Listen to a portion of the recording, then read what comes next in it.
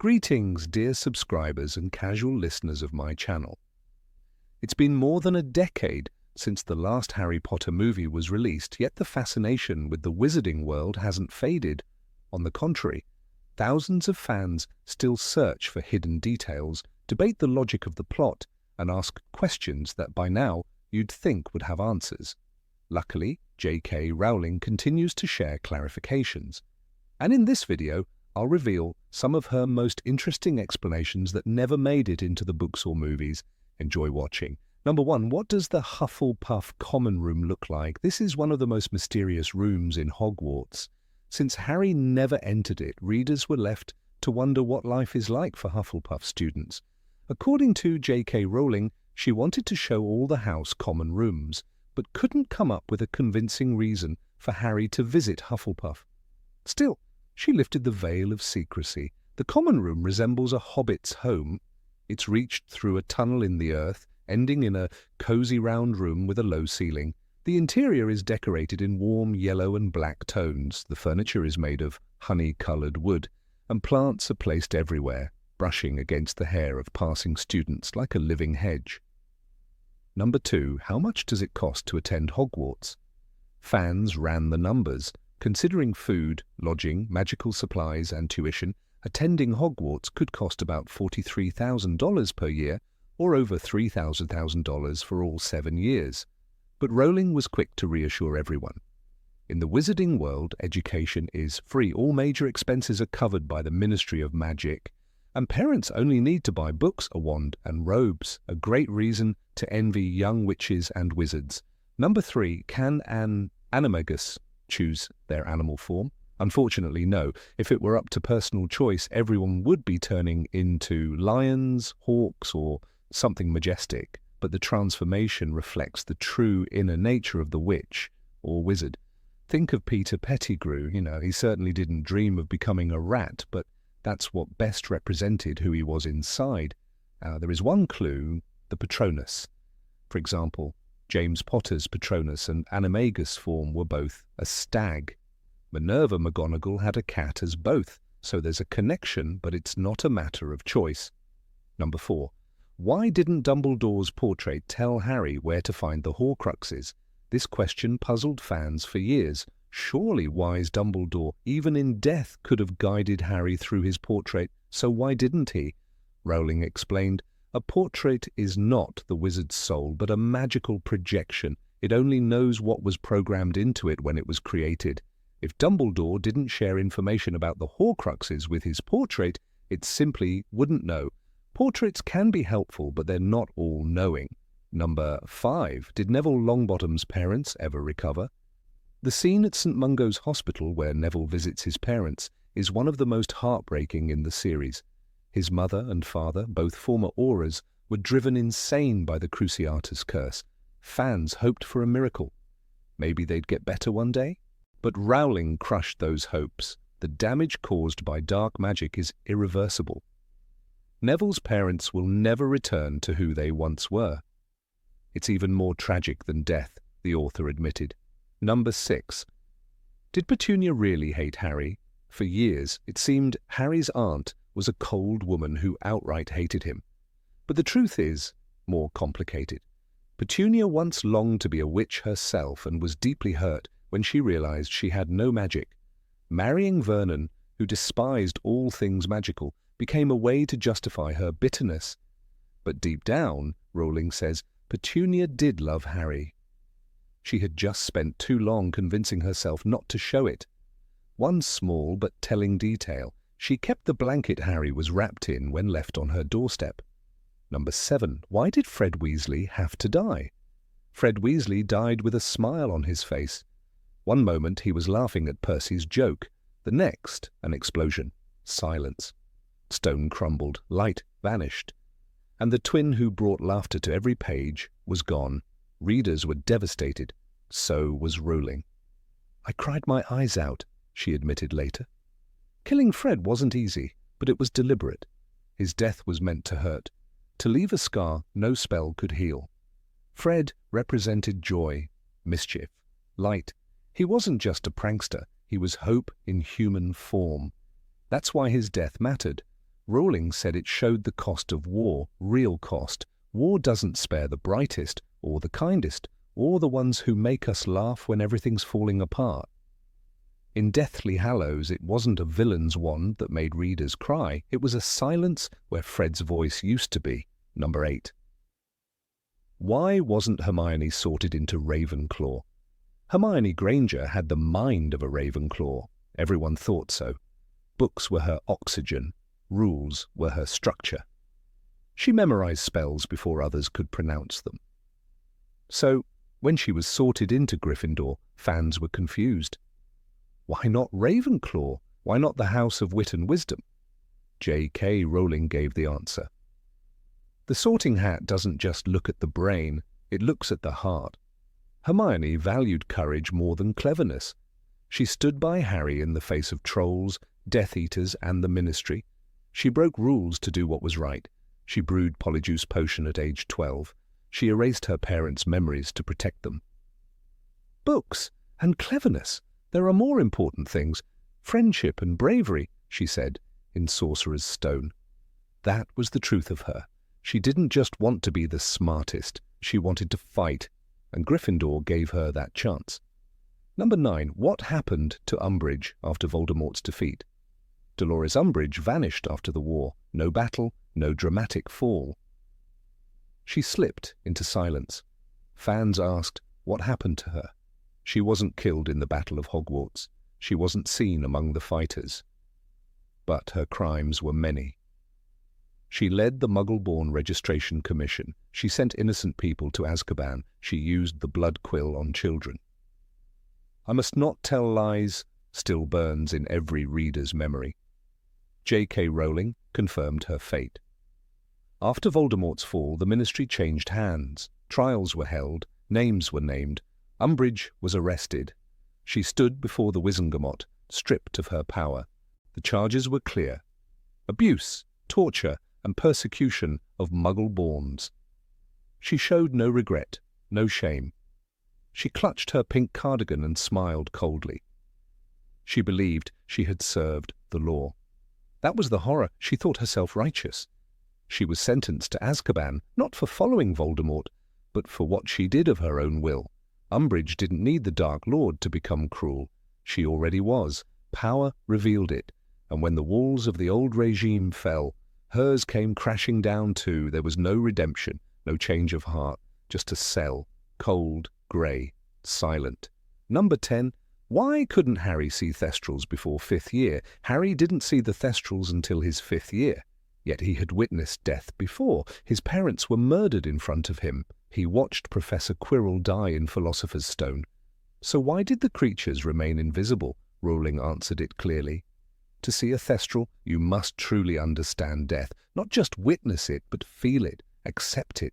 That's what young Harry couldn't do. He was just a baby when Voldemort killed James and Lily. He had no memory of their deaths, and Quirrell? That was different too. Quirrell died in pain and fear, but Harry never truly processed it. He was in shock, protected by the magic of love. Dumbledore never explained it to him. Harry never grieved. But when Cedric Diggory died, right in front of him, murdered without warning, Harry understood. The weight of it stayed with him. "He's there," Harry whispered in Order of the Phoenix, "right in front of me." The Thestrals came into view the following September. Black-winged, bony, gentle, frightening but calm. "They're not dangerous," Luna Lovegood said softly, as if she knew what Harry was feeling. He could see them now because he knew. Cedric's death was real, final. And from that moment on, Harry walked with the truth. He had seen death, and it had changed him. Number 11. Why was Voldemort incapable of love? Tom Riddle was never loved, not once. His mother, Merop Gaunt, used a love potion to enchant Tom Riddle Sr. There was no real affection, no bond, no choice. When the potion wore off, Tom Sr. fled. Merope, heartbroken and alone, died giving birth. The child she left behind, tiny, cold, unloved, was already broken. He was incapable of love, Dumbledore said in Half-Blood Prince, because he was not born of it. J.K. Rowling revealed this truth later. Voldemort's inability to feel love wasn't just emotional, it was magical. A child conceived under a love potion lacks true emotional depth. The very foundation of his being was artificial.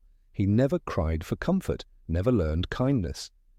From the orphanage to the darkest corridors of Hogwarts, Tom saw people as tools, not companions. Love was a weakness, friendship, a lie. His soul grew around a hollow core. Even when he tried to control love, he failed. He didn't understand why his followers feared him but never loved him. He couldn't grasp why Snape's grief for Lily ran deeper than any curse. To Voldemort, emotions were weapons or shields, but never something to be trusted. He called love a foolish sentiment, but it was love that defeated him. Lily's sacrifice, Harry's mercy, Snape's silent loyalty, things he could never feel and never understand. That's why he feared death so much. Because he had nothing else, no connection, no legacy, only power. And when power failed him, he had nothing to fall back on. Voldemort's tragedy wasn't just in his fall, it was in what he never had to begin with. He was a master of magic, feared by all, but the one spell that saved the world was one he could never cast. Love. Number 12. Why didn't Harry die in the Forbidden Forest? Harry Potter walked into the Forbidden Forest to die. He knew what he was doing. Voldemort stood waiting, surrounded by Death Eaters, wand in hand. Harry didn't fight. He didn't speak. He closed his eyes and thought of Ginny, of Ron, of Hermione. Then the curse came. Avada Kedavra. But he didn't die. Moments later, he woke up in a strange white place that looked like King's Cross. Confused, alive, not a ghost, not a memory. Fans argued for years. Why did the killing curse fail? J.K. Rowling gave the answer. The key was blood. Lily Potter had died for Harry, and her love had created a powerful, ancient protection. But that protection became even more complex when Voldemort returned. In Goblet of Fire, he used Harry's blood in the resurrection ritual. He took my blood, Harry realizes later. And in doing so, he tethered me to life while he lives. Voldemort, without knowing it, gave Harry a lifeline, through the very spell he thought would make him stronger. So when Voldemort cast the curse in the forest, it struck. But it didn't kill Harry. Instead, it destroyed the part of Voldemort's soul inside him, the hidden Horcrux. That piece of dark magic screamed and died, but Harry remained. The protection in his blood acted like a shield, not against the curse itself, but against final death. He had been marked by love, and even Voldemort's power couldn't break that bond. Rowling called it the ultimate irony. Voldemort's attempt to make himself immortal had saved the boy he wanted to destroy. He used Harry's blood to come back. But that same blood tied Harry to life, and when the forest fell silent and the boy lay still, it wasn't the end. It was the moment he became free, no longer a Horcrux, no longer a hunted child, just Harry, chosen by fate and kept alive by love. Number 13. Why didn't Draco Malfoy become a Death Eater before 6th year? Draco Malfoy became a Death Eater in his 6th year at Hogwarts, not a moment before. Many fans were surprised. His father, Lucius Malfoy, had long served Voldemort, so why did Draco join so late? The answer, Rowling explained, lies in the father's fear. Lucius, though loyal to the Dark Lord, still wanted to protect his only son. He knew the reality behind the dark mark: torture, murder, servitude. Lucius played a dangerous game, but he never wanted Draco to bleed for it. Everything changed after the prophecy was lost at the Department of Mysteries. Lucius failed Voldemort. His prestige crumbled. And Voldemort, cold and vindictive, struck back, not at Lucius, but at Draco. He gave the boy a task that reeked of death: kill Albus Dumbledore. Rowling later said this mission was never meant to succeed. "The Dark Lord means him to fail," said Severus Snape in Half-Blood Prince. Voldemort wanted to punish the Malfoys, and he did it by placing their son at the edge of a cliff. Draco tried. He repaired the vanishing cabinet. He let Death Eaters into the school, but he avoided the final act. Again and again he hesitated. When he finally faced Dumbledore on the astronomy tower, wand shaking, he couldn't cast the curse. "Draco, you are not a killer," Dumbledore whispered. And Draco, in that trembling silence, proved it true. Snape stepped in. The killing curse was cast, but not by Draco. Rowling called Draco's journey a slow collapse. He began as a bully, proud and loud, but war stripped him bare. His mother tried to shield him, his father couldn't. In the end, Draco stood at the edge of darkness and stepped back. He became a Death Eater only when forced, and even then he never truly belonged. Number 14. Why did Snape become headmaster of Hogwarts? When Severus Snape became the headmaster of Hogwarts School of Witchcraft and Wizardry in Harry Potter and the Deathly Hallows, the wizarding world reacted with confusion, fear, and even betrayal. For many students and teachers alike, it seemed as if the school had finally succumbed to the rule of the Dark Lord. After all, Snape had murdered Albus Dumbledore with his own wand. He was a known Death Eater. His appointment as headmaster seemed the final proof of Hogwarts' fall, but what many didn't know, what only a few ever suspected, was that Severus Snape did not choose this position for power, pride, or Voldemort's favour. His ascension was a silent act of resistance. And this decision, as J.K. Rowling herself later explained, was made not for personal gain, but at Dumbledore's final request. The truth, like much of Snape's life, was hidden beneath a carefully constructed mask. Behind the cold, imperious glare and the austere black robes was a man burdened by unbearable secret. The moment Snape stepped into the headmaster's office, a place once filled with warmth and the wisdom of Dumbledore, it was no longer a symbol of guidance, but of surveillance and danger. The portraits of former headmasters turned their backs to him. Even the enchanted room itself resisted his presence. Yet Snape bore it all in silence, because he knew he had a role to play, and that role would demand sacrifice beyond comprehension. Dumbledore had always known that Voldemort would eventually seek to conquer Hogwarts. It was not just a castle, but a strategic stronghold, a magical epicenter with ancient secrets and hidden weapons. By ensuring that Snape, and not a true loyalist like Bellatrix Lestrange or Fenrir Greyback, was made headmaster, Dumbledore ensured that the school and its students had a protector behind enemy lines. Snape's job was not just administrative, it was one of silent war. In Rowling's own words, Snape was there to try to keep Hogwarts as safe as he could, despite the Carrows.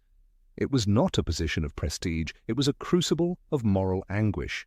The Carrow siblings, Amicus and Alecto, were placed at Hogwarts as enforcers of Voldemort's new ideology. They were not subtle about their methods. Alecto taught Muggle studies, but twisted the subject into pure propaganda, portraying Muggles as filth. Amicus, more brutal still, taught the newly introduced dark arts curriculum and enforced discipline with torture. They encouraged older students to use the Cruciatus curse on their peers as punishment. In such a horrifying environment, Snape was the only barrier between the students and complete chaos. Though he could not openly defy them, he worked from the shadows. He lessened punishments where he could. He sent messages through cryptic channels. He protected the most vulnerable, even if they never knew it. One of the clearest examples of his hidden compassion was when Ginny Weasley, Neville Longbottom and Luna Lovegood attempted to steal the Sword of Gryffindor from his office. Instead of allowing the Carrows to capture and torture them, Snape arranged for the sword to be moved to the Forest of Dean, where Harry would later find it. And when the three students were caught, he made sure they were punished in the Forbidden Forest with Hagrid, not in the dungeons, not by the Carrows. The students may have viewed this as a harsh sentence, but in truth, it was the kindest outcome possible under the circumstances. It was not only in moments of crisis that Snape acted. Even in the ordinary days of that extraordinary year, he fought quietly. He kept track of which students had gone missing. He slipped messages to the Order of the Phoenix. He made secret arrangements with Aberforth Dumbledore. When the time came for Harry to return to the castle, it was Snape's long-standing cooperation with Aberforth and the enchantments he had placed around Hogwarts that made it possible. He did not stop the resistance from forming. He made sure it could thrive underground. Yet to the students, he was the face of tyranny. No one saw his efforts. No one guessed the burden he carried. Even Minerva McGonagall, who had always suspected Snape's double allegiance, had her doubts. She saw only a man who had taken Dumbledore's place by force and surrounded himself with torturers. "Coward!" she screamed at him during the final confrontation.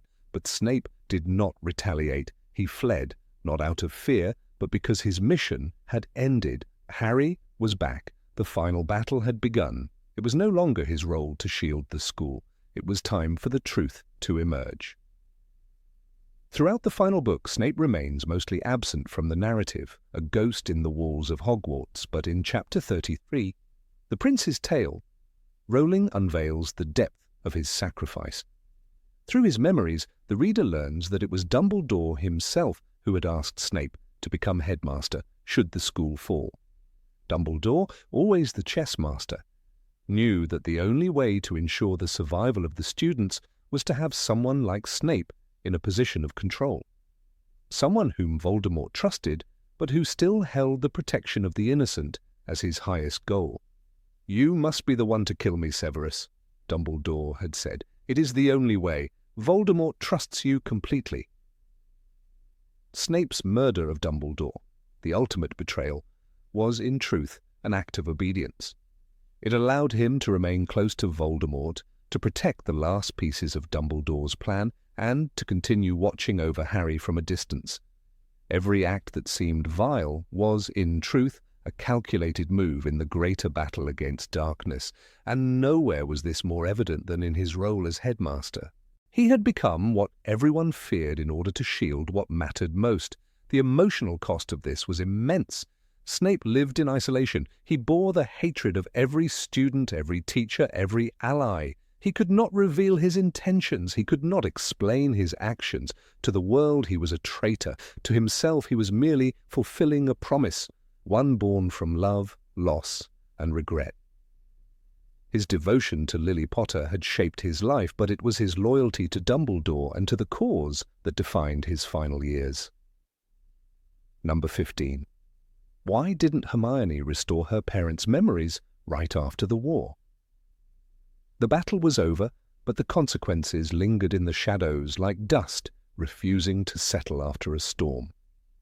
While the wizarding world cheered the fall of Lord Voldemort, many personal battles continued in silence. Among those was a quiet, aching chapter in the life of Hermione Granger, the girl who had once been known for always having the answer. But now, standing on the ashes of war, she was haunted by one question that didn't come from books: how to safely restore what she herself had erased. During the height of Voldemort's return, when Death Eaters began targeting families of Muggleborns, Hermione made an impossible choice.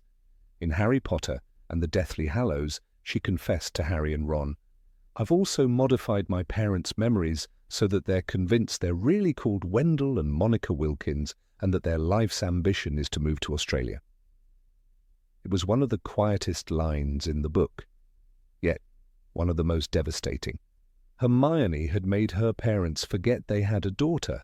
Many readers, touched by the sacrifice, expected that after Voldemort's defeat, she would immediately restore their memories.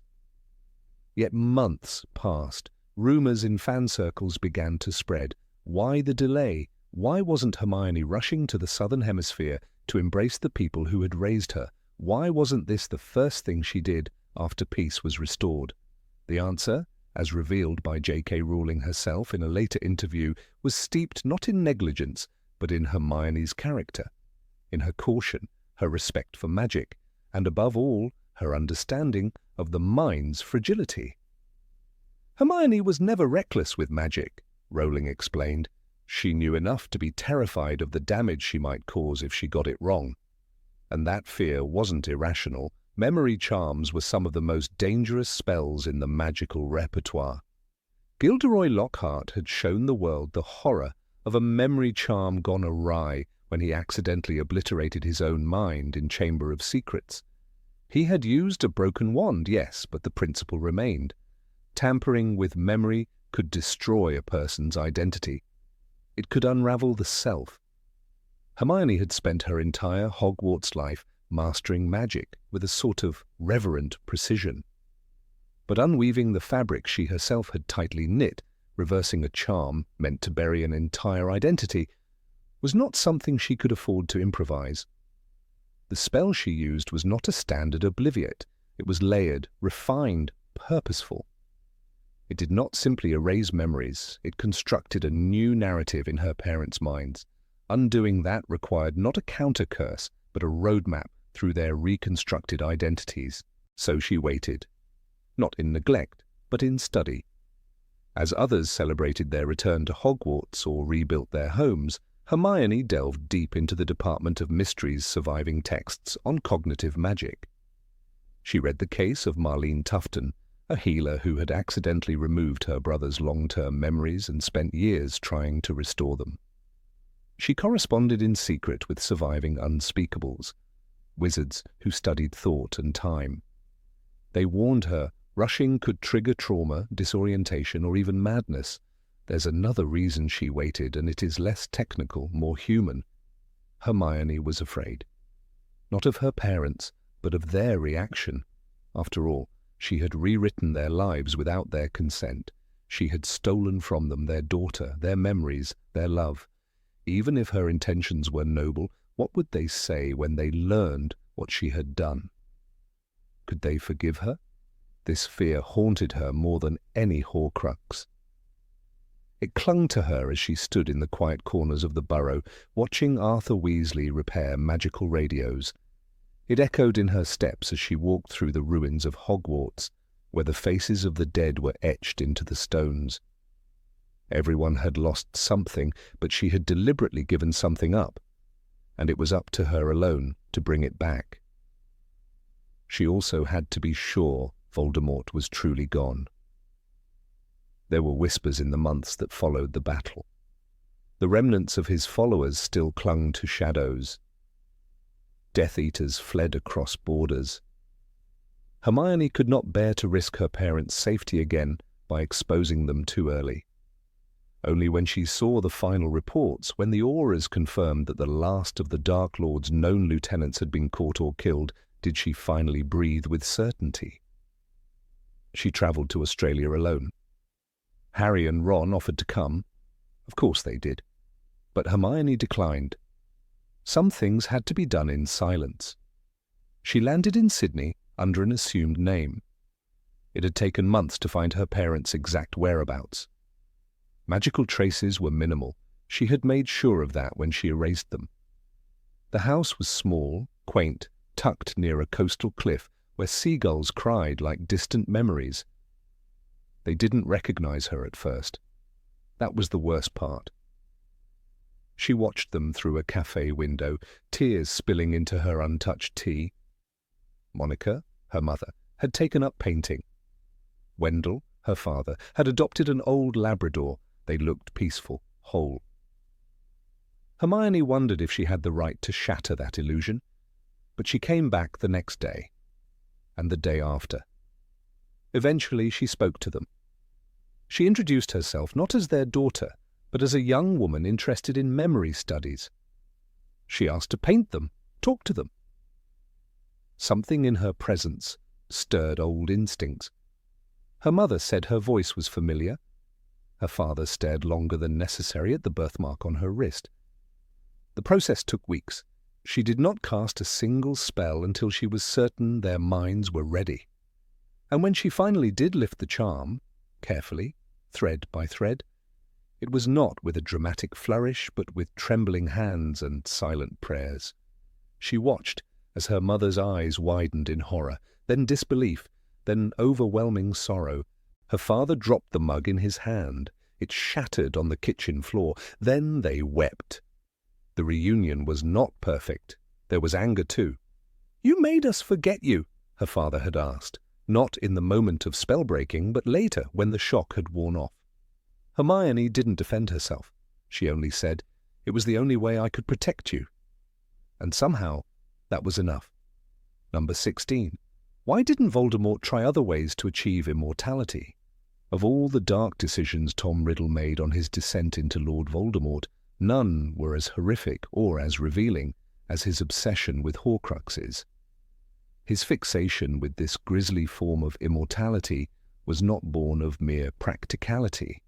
It was a deliberate, prideful path chosen over other, less twisted options. Among these alternatives stood the most legendary artifact in the wizarding world, the Philosopher's Stone, the alchemical marvel that granted both unlimited wealth and eternal life. So why, many fans have asked, did Voldemort not pursue the stone instead? The question was so persistent that J.K. Rowling herself addressed it. Her answer uncovered a chilling layer of Voldemort's psyche. He didn't want immortality for the sake of continued existence. He craved domination, absolute control, and power over death itself. The Philosopher's Stone, as potent as it was, could only prolong life. It could not protect it from death in all its forms. More importantly, it wasn't his creation. It was born of another wizard's brilliance, Nicolas Flamel's, and Voldemort could not abide being tethered to someone else's magic. To understand this mindset, one must return to the boy in the orphanage, the child who discovered he could make other children hurt without laying a finger on them. Tom Riddle's earliest uses of magic were not acts of curiosity or joy. They were demonstrations of power. Even as a child, he hated relying on others, resented weakness, and loathed anything that hinted at dependence. When he learned about the Philosopher's Stone, he surely recognized its potential, but that very potential made it suspect. It was someone else's triumph, for Voldemort, that rendered it tainted. At Hogwarts, he showed early interest in forbidden knowledge, already dreaming of immortality. Yet rather than seek the stone, which was known through legend and rumor, he hunted books buried deep in the restricted section, books that described the creation of Horcruxes. Albus Dumbledore once described this path as one requiring a mutilation of the soul. But to Voldemort, it was a path to dominance. Not just survival, not mere longevity. The stone could keep a man alive, but it could not bring him back from the dead. A Horcrux could. What he sought was more than eternity. He wanted anchorage. Tethering pieces of his soul to the mortal world allowed him to return even when his body was destroyed. That was his true aim, to be unkillable. The Philosopher's Stone, powerful as it was, could not have saved him after his killing curse rebounded on the infant Harry Potter. It could not have preserved him as the thin, wraith-like shadow he became. A Horcrux, however, could, and did. Rowling confirmed this when she stated, Voldemort was too arrogant to rely on someone else's invention. He would never have tolerated the idea that another wizard had given him life. This goes beyond ego. It is madness born of obsession. Voldemort saw dependence as a form of enslavement. Nicolas Flamel lived for over 6 centuries using the stone, but he lived in secrecy, peace, and humility. Voldemort would have found such a life insufferable. He did not want to live forever. He wanted to rule forever. Flamel's stone represented a quiet sort of immortality, a whisper of eternity. Voldemort wanted thunder, and thunder he found in the creation of Horcruxes, even as each act ripped his soul apart. The process was unspeakably dark. In Half-Blood Prince, we learn from Horace Slughorn that to split the soul one must commit the supreme act of evil, murder. Killing rips the soul apart. Voldemort did not hesitate. He made not 1 Horcrux, but 6 intentionally, believing that 7 parts of a soul, including the original, would grant him the most power. And so he chose objects that held symbolic meaning, the diary of Tom Riddle, which had once opened the Chamber of Secrets, the locket of Salazar Slytherin, Hufflepuff's cup, Ravenclaw's diadem, and even Harry Potter himself, though unintentionally. Each of these vessels carried not just a piece of soul, but a piece of Voldemort's identity, his claim to magical dominance. Each was a declaration. I am above death. I am beyond destruction. I am magic incarnate. The stone, by contrast, would have demanded humility. It could not be mass-produced, could not be weaponized. It had to be nurtured, protected. Flamel, though he could have used its powers for influence or wealth, chose a quiet life. This restraint would have sickened Voldemort. His belief was that power existed to be displayed and fear to be harvested. The stone would have made him immortal, but not invincible. Moreover, he tried to use the stone once, through Quirinus Quirrell. But even then, he didn't seek it to own it or to learn from it. He sought to steal it. In Sorcerer's Stone, Harry hears Quirrell confess, "He is with me wherever I go. I met him when I travelled around the world, a foolish man." Quirrell allowed Voldemort to possess him, his body turned into a vessel for the Dark Lord's disembodied spirit. But it failed.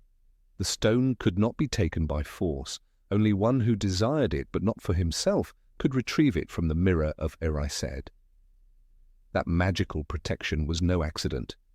Dumbledore, who designed the trap, understood Voldemort's character too well. He knew Voldemort's narcissism would prevent him from ever being worthy of the stone. "Men have wasted away before it," Dumbledore said of the mirror, not knowing if what it shows is real or even possible. Voldemort would have seen only himself, crowned eternal feared, but he lacked the humility to reach the reward. So Voldemort dismissed the stone, not because it lacked power, but because it required a kind of submission. And for a man who sought to master death, submission was intolerable. He couldn't accept a future where his life hinged on someone else's artifact, no matter how powerful. His immortality had to be his, born from his will, his sacrifices, and his suffering, even if the path led him into monstrous darkness. Number 17. Why didn't the Horcrux inside Harry sense the others? There was a darkness inside Harry Potter long before he understood its name. It came with whispers, with dreams he never asked for, with pain blooming in a lightning scar. But through it all, Harry never once stood before a Horcrux and felt its kin. He never looked at the locket and felt drawn to it as a brother might to a sibling. He never stood in front of Nagini and felt a tremor of recognition. And when he held Tom Riddle's diary long after its destruction, there was no echo. Why? Fans around the world pondered the paradox. If a piece of Voldemort's soul was living inside Harry, why didn't it sense the presence of the other Horcruxes? Was there no magical magnetism, no pull between fragments of the same shattered whole? Why did Harry walk among dark relics of evil and feel only fear and nausea, never connection? This question, lingering for years like mist around the Forbidden Forest, finally received its answer from J.K. Rowling herself. Rowling clarified that the soul fragment embedded in Harry was not a conscious being. It was not capable of thought, perception, or even recognition. It was not the Voldemort who hissed commands, not the one who created plans layered in blood and secrecy.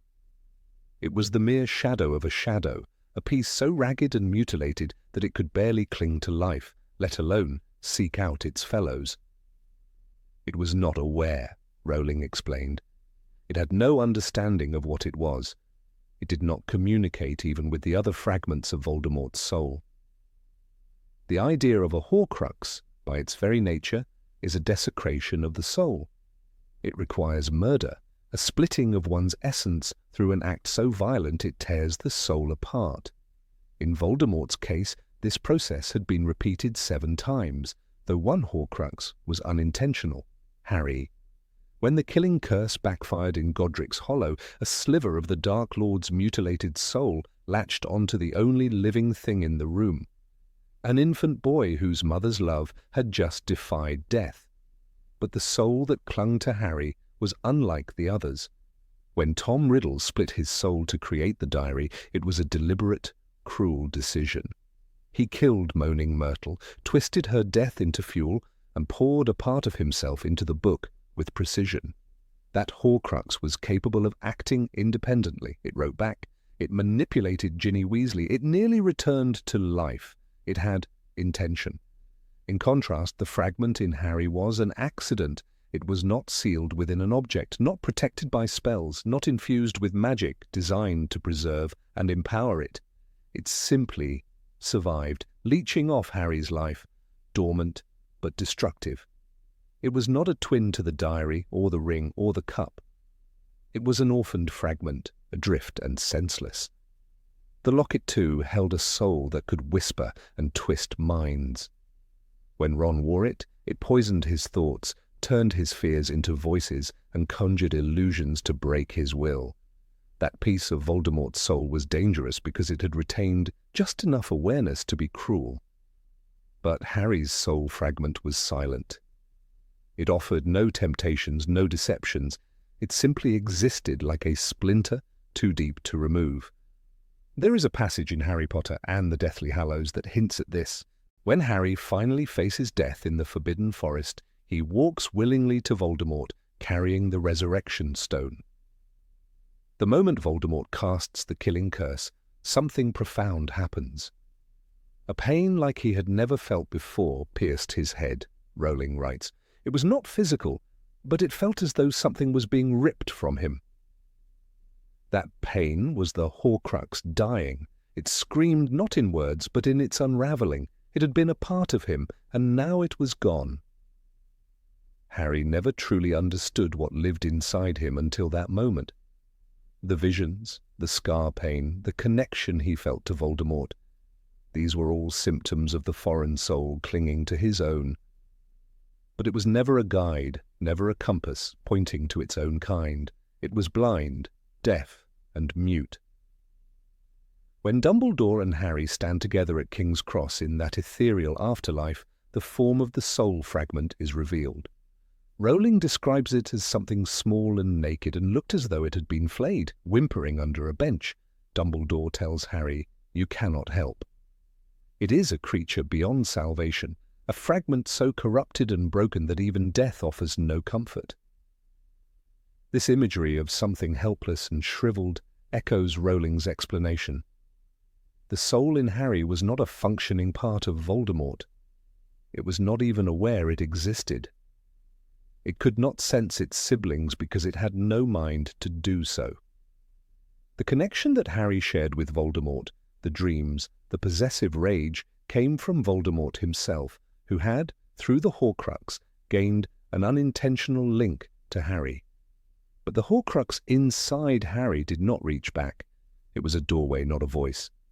It is important to understand that Horcruxes are not magnetic. There is no mystical force pulling one fragment toward another. Each piece is isolated, locked away, hidden. The diary never longed for the ring, nor did the cup call out to the locket. They were tools, not companions. Voldemort never intended for them to interact or even be in proximity. He scattered them across the world, one in the cave, one in a vault, one in a cursed diadem, precisely to avoid connection.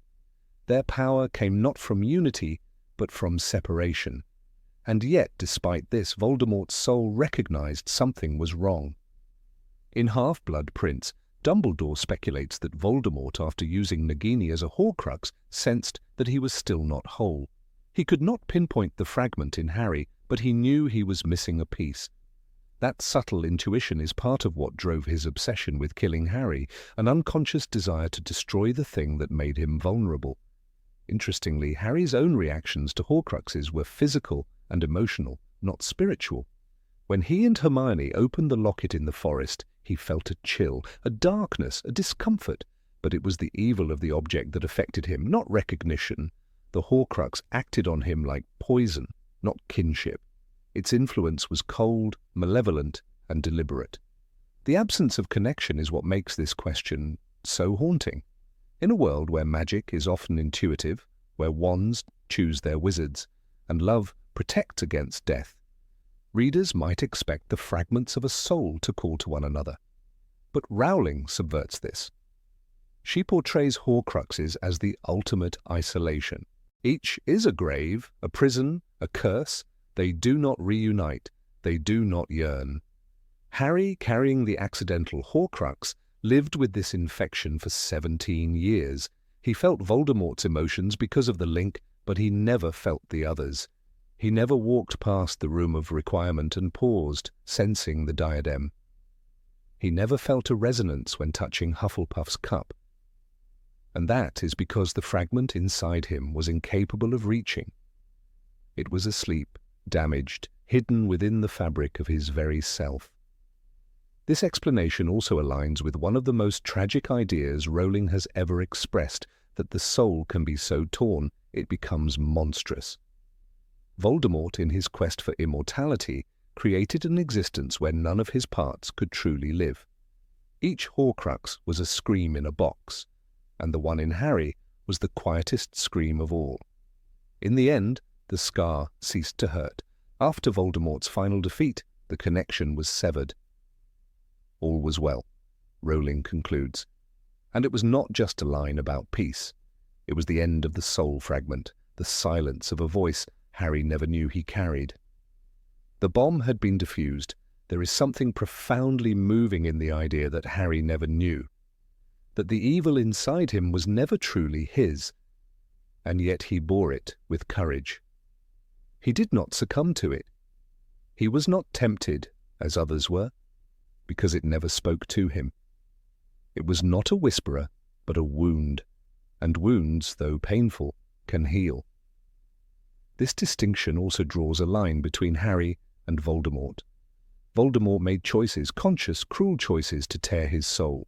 Harry, by contrast, made choices to protect, to love, to sacrifice. He bore the Horcrux, but it never became him. It never defined him. Rowling's answer doesn't merely explain a magical inconsistency, it deepens the tragedy of Voldemort and the miracle of Harry. It reminds us that evil is not always loud. Sometimes it is silent and buried, waiting. But even then it can be defeated, not with spells, but with the courage to walk into the forest knowing the end may come. And that is why the Horcrux in Harry never sensed the others, because it was never truly part of them. It was a ghost of a ghost, sealed in flesh, waiting to be undone. Number 18. Why is Ginny barely in the spotlight? It was not the first time readers asked why Ginny Weasley, though clearly significant, seemed so often pushed to the sidelines. The youngest Weasley, the only daughter in a family of sons, and eventually the love interest of Harry Potter himself, one would expect her to feature more prominently throughout the saga. Yet for much of the early books, Ginny exists mostly in the periphery, a girl with a shy crush and few lines. This contrast between her eventual importance and her modest beginnings puzzled many fans, prompting a direct response from J.K. Rowling herself. The answer she gave was neither defensive nor dismissive. Instead, it revealed something deliberate. Ginny Weasley was never meant to be an idealized heroine who dazzled the reader from the first page. Her power, Rowling said, was always meant to unfold quietly, like a flame growing beneath the surface. Ginny's journey began in The Chamber of Secrets, where she was introduced not simply as Ron's little sister, but as a young girl navigating the tremors of adolescence under impossible circumstances. Possessed by Tom Riddle's diary, Ginny was manipulated, used, and nearly killed. Many readers remember the dramatic reveal of her unconscious body in the chamber, but fewer reflect on what that experience meant for her evolution. Rowling would later state that this early trauma was no mere plot device. It was the crucible in which Ginny's inner fire began to burn. She grows through pain, Rowling explained. That's the quietest kind of strength, but often the most lasting. By the time we meet Ginny in The Order of the Phoenix, something has changed. Gone is the timid girl who knocked over her porridge at the sight of Harry. In her place stands a confident young witch who can not only handle herself in a duel, but also speak her mind with biting clarity. When Hermione scolds Harry for his recklessness, it is Ginny who adds, coolly, "Well, that's a bit rich coming from you." She no longer waits to be noticed. She becomes noticed because she commands her own space. Rowling insisted that this evolution wasn't accidental. She wanted Ginny's strength to be real, earned not through authorial favoritism, but through believable emotional growth. One cannot overlook the way Ginny's character subverts expectations. She's not the archetype of the main girl in a fantasy story. She doesn't have Hermione's encyclopedic brilliance, nor does she accompany Harry and Ron on every mission. Yet she fights in the Department of Mysteries. She trains in Dumbledore's army. She stands against Voldemort. "I never wanted Ginny to be the girl who simply existed for the protagonist to love," Rowling said. "She had to be someone who, even without Harry, would be formidable." This idea becomes even clearer when we look at how Ginny handles the collapse of Hogwarts' safety net.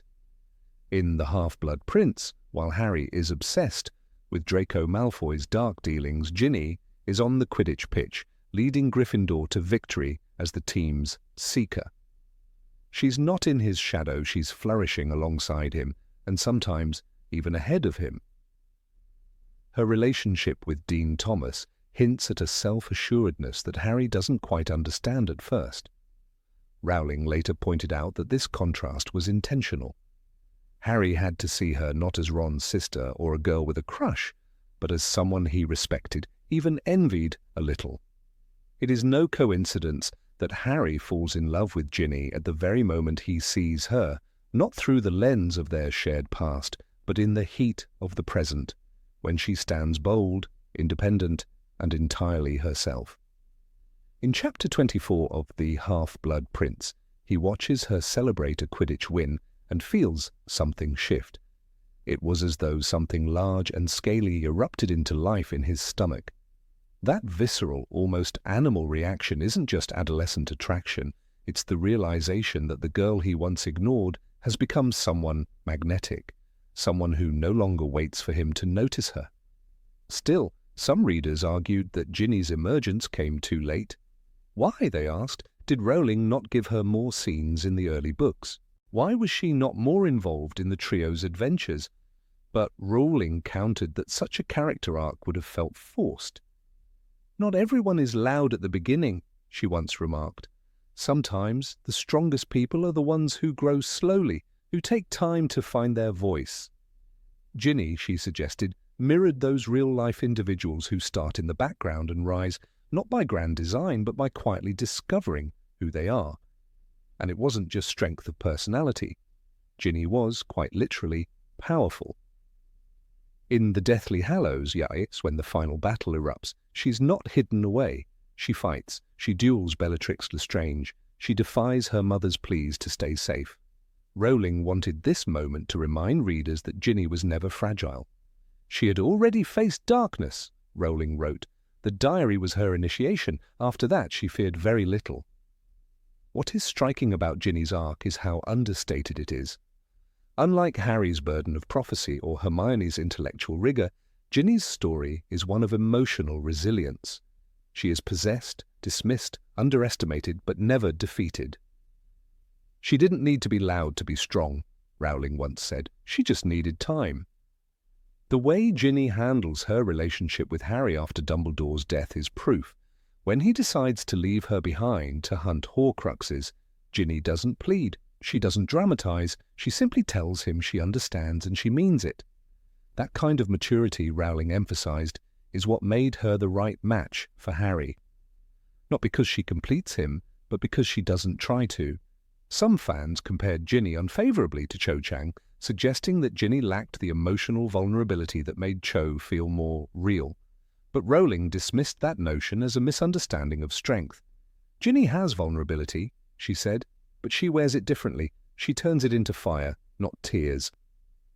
Indeed, when we examine Ginny's behavior after Cedric's death, after Sirius's death, and during the growing threat of Voldemort, it's clear she doesn't retreat. She steps forward.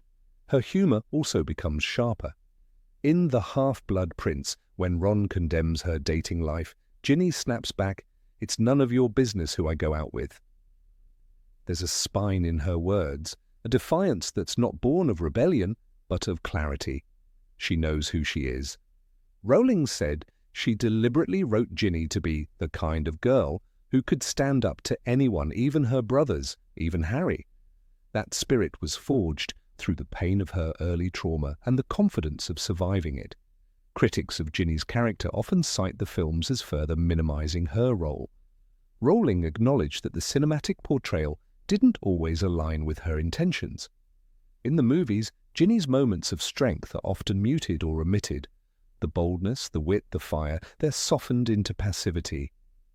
"Film Ginny is not book Ginny," Rowling lamented, and that's unfortunate. This disconnect contributed to the public perception that Ginny was underdeveloped, when in fact her depth was simply more nuanced. A key turning point in understanding Ginny's place in the narrative lies in how other characters react to her. Fred and George respect her enough to involve her in Dumbledore's army. Lupin trusts her judgment.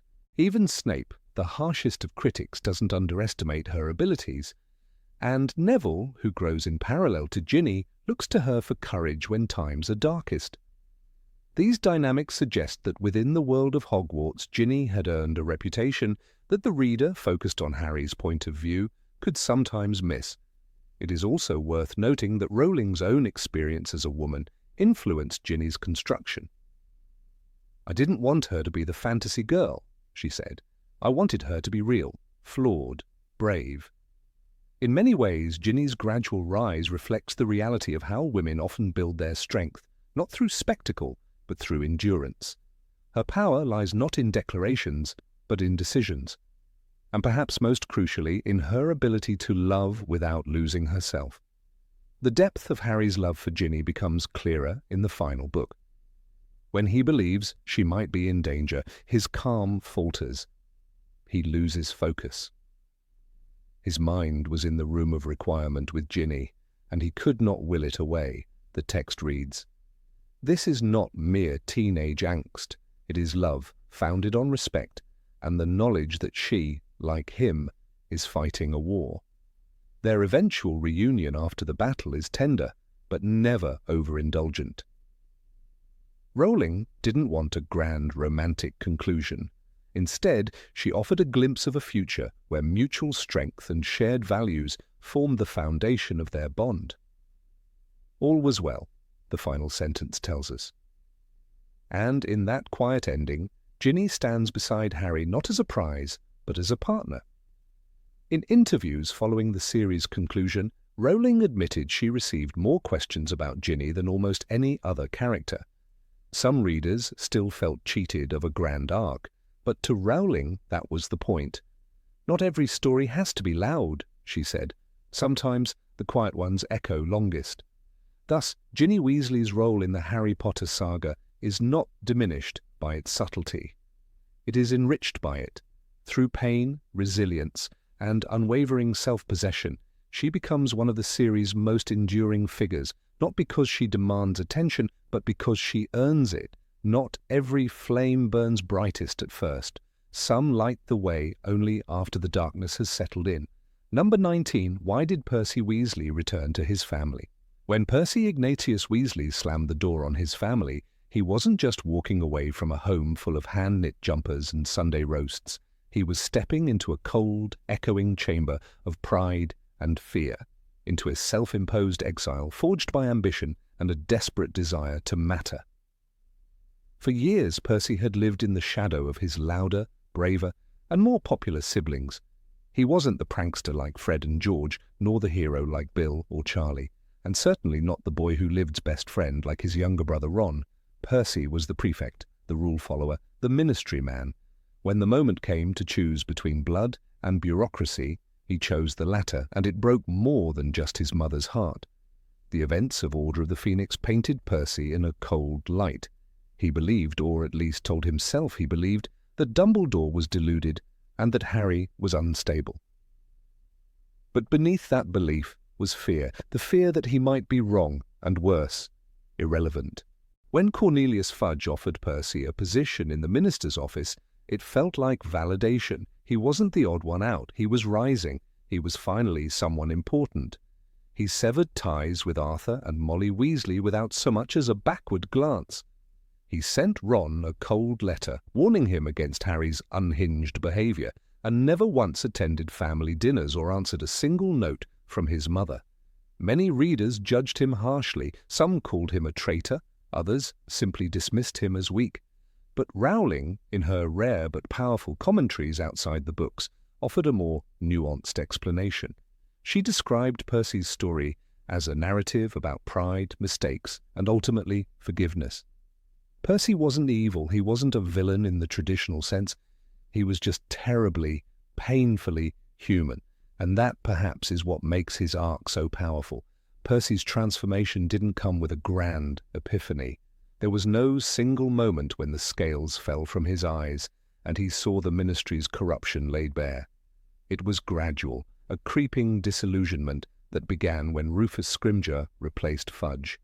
Percy admired Scrimgeour at first, but as the war darkened and the ministry began detaining innocent people, promoting lies and collaborating with Death Eaters, Percy's belief in the system he once revered began to corrode. Every new decree, every whisper in the hallways, every time he looked into the mirror, it all built up until he could no longer pretend he was on the right side of history. Rowling once said that Percy's greatest enemy was not Voldemort, but his own self-deception. He didn't leave his family out of cruelty. He did it because he convinced himself they were wrong, that they were being emotional, irrational, perhaps even dangerous. But as the war escalated and the truth of Voldemort's return became undeniable, Percy's world cracked open. He realized that his family had never been the threat. His pride had. Still, understanding the mistake didn't make it easier to fix. When Percy finally decided to return, he was tormented by doubt. Rowling noted in an interview that Percy's guilt was immense. He believed he had burned those bridges for good, and in some ways he had. He did not expect forgiveness, only the chance to fight for what was right. That moment came on the eve of the Battle of Hogwarts.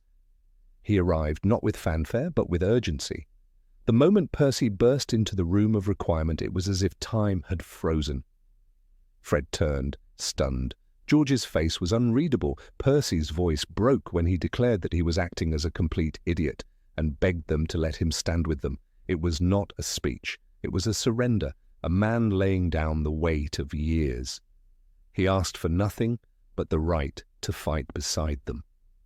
The scene that followed is etched in every reader's memory. Percy reunited with his brothers, fighting side by side in the castle halls, laughing for the first time in years as he duelled Pious Thickness. And then Fred's death. It was sudden, brutal, and unjust. But in that moment of tragedy, Percy did not collapse. He did not retreat. He stood, weeping over his brother's body, and then turned with fury to continue the fight. He became, in that instant, not a bureaucrat, but a Weasley. Rowling, when asked why she chose to reunite Percy with his family only at the final battle, said, "Because that is when it mattered most, when everything was on the line." She believed that redemption isn't always neat or timely. Sometimes it comes in the 11th hour, when there's no time for apologies, only for action. Percy's return wasn't a fairy tale reconciliation. It was messy, painful, and incomplete. But it was real.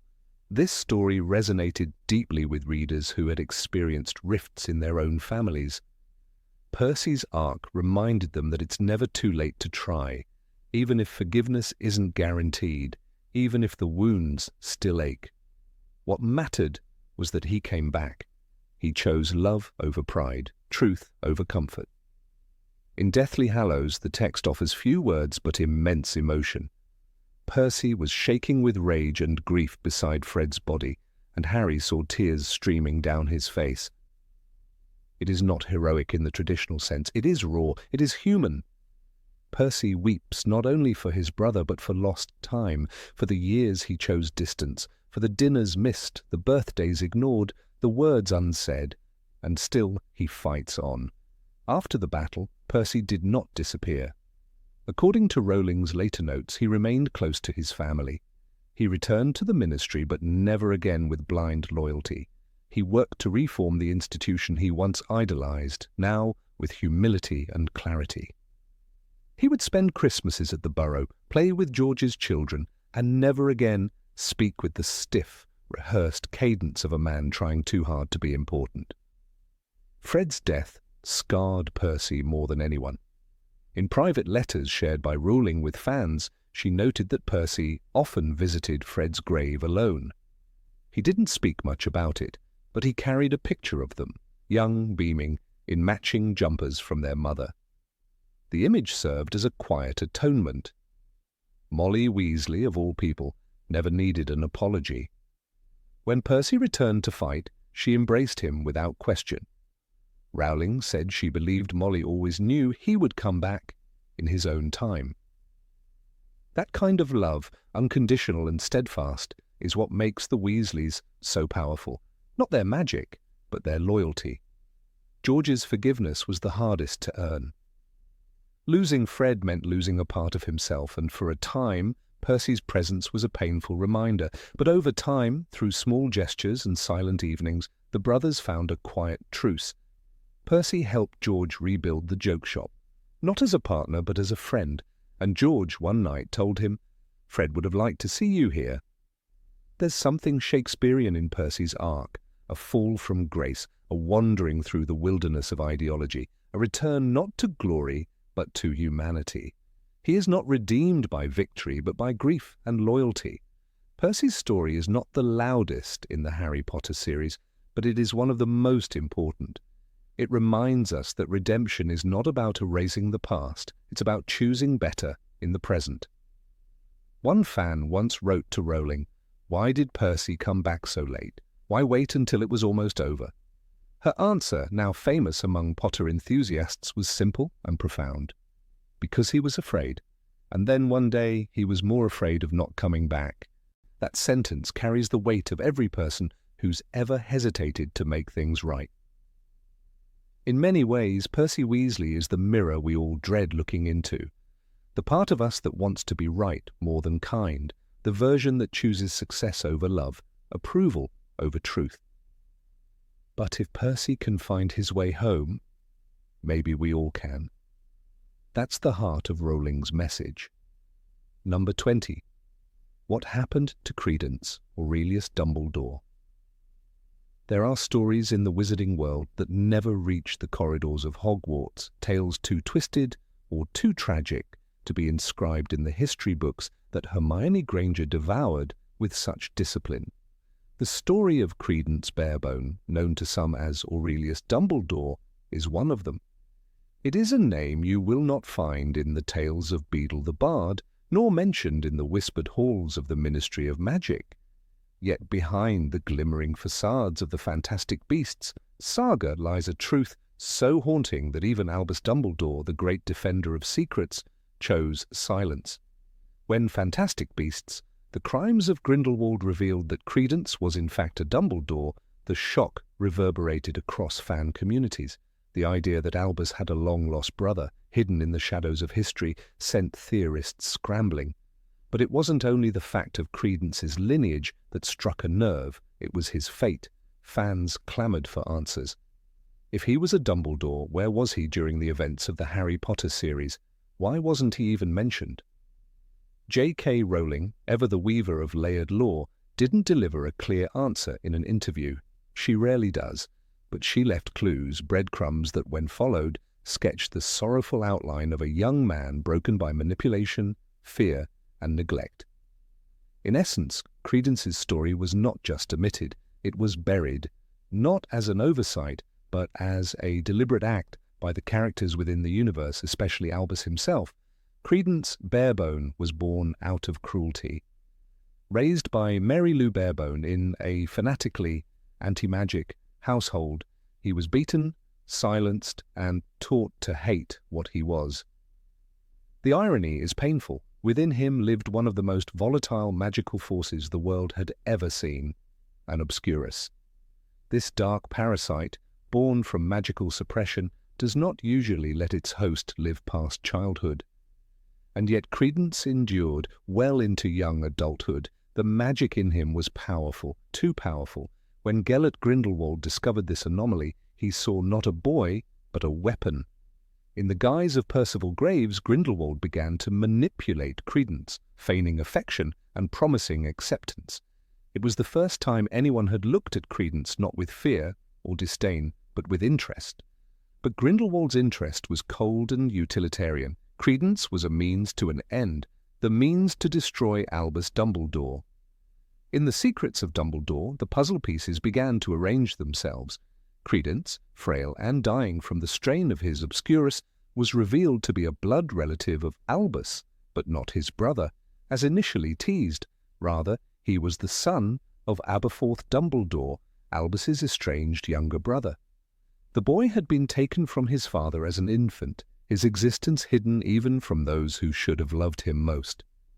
In that, Credence's tragedy deepened.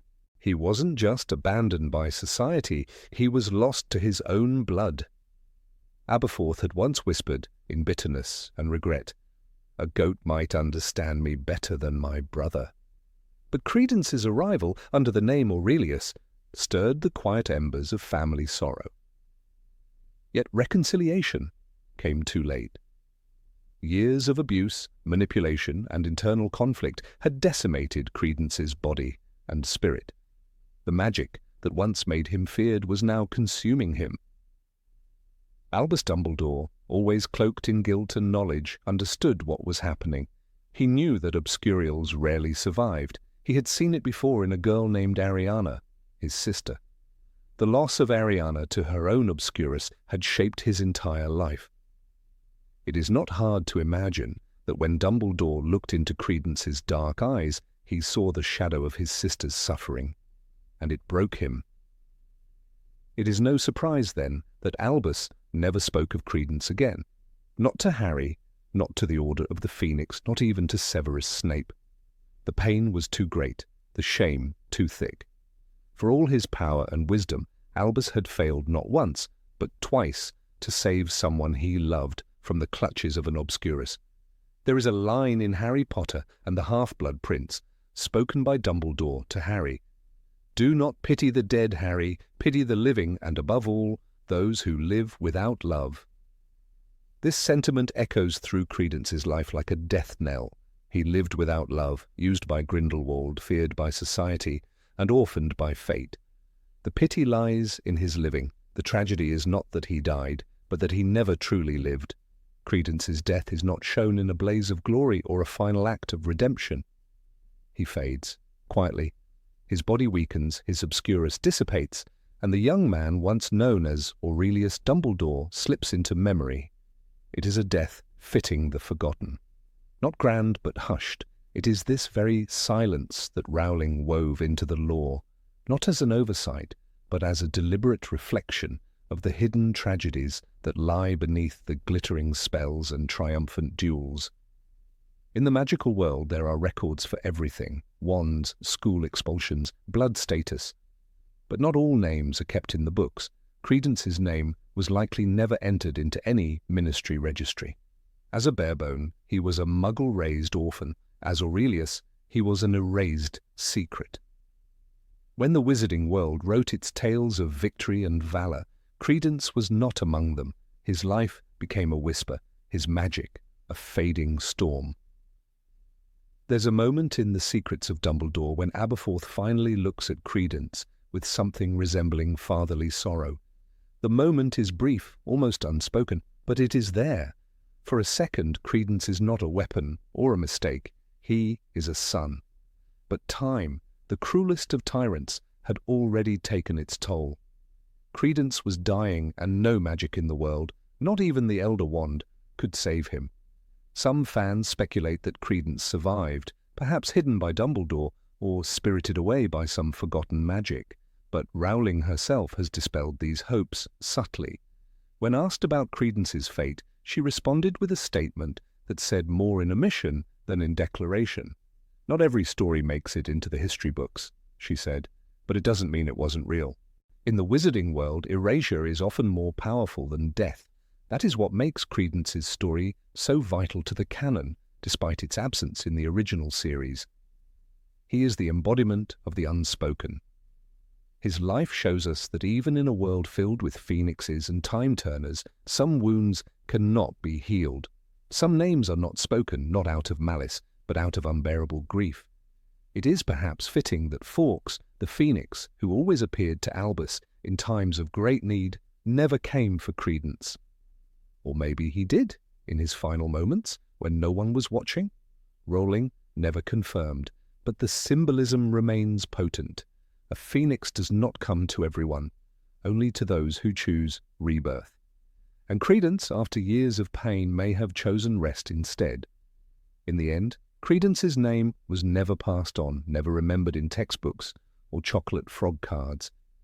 He is not a hero, he is not a villain, He is a reminder that behind every great family name, Dumbledore, Potter, Black, there are branches that wither in silence. It is tempting to demand answers, to beg for Rowling to write a novella explaining every detail, but that perhaps would rob the story of its weight. Credence's fate is best left in the half-light, where sorrow and memory blur.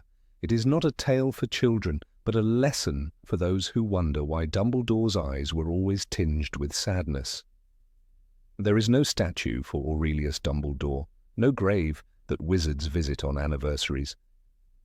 But his story lingers in the quiet between the pages, in the sighs of phoenix wings, in the hesitation behind Albus's words, in the silence of a father who spoke too late. And so, as we revisit the tales we thought we knew, let us not forget Credence Barebone, not as a lost Dumbledore, but as the echo of a world that hides its deepest tragedies behind spells and secrets. Number 21. Why did Harry forgive Snape? Severus Snape was never a character easily loved. From the moment Harry Potter stepped into the potions classroom at Hogwarts, Snape was a cold shadow, sharp, bitter, and deeply unfair. He belittled Hermione for her intellect, publicly humiliated Neville Longbottom, and seemed to harbour an obsessive loathing for Harry, based solely on the sins of his father. To most readers, Snape was a villain wrapped in black robes, a man whose cruelty often outweighed any presumed complexity. And yet, in the end, Harry named his second son Albus Severus, and called Snape one of the bravest men I ever knew. How could such a transformation of opinion take place? What led Harry, a boy raised in hatred and hunted by death, to offer forgiveness to a man who made his life at school feel like a punishment? J.K. Rowling herself offered an answer that goes deeper than redemption. Understanding is the essence of forgiveness, she once explained. Harry didn't see perfection in Snape. He saw truth and pain and sacrifice. The seeds of this forgiveness were planted not with words, but with memory.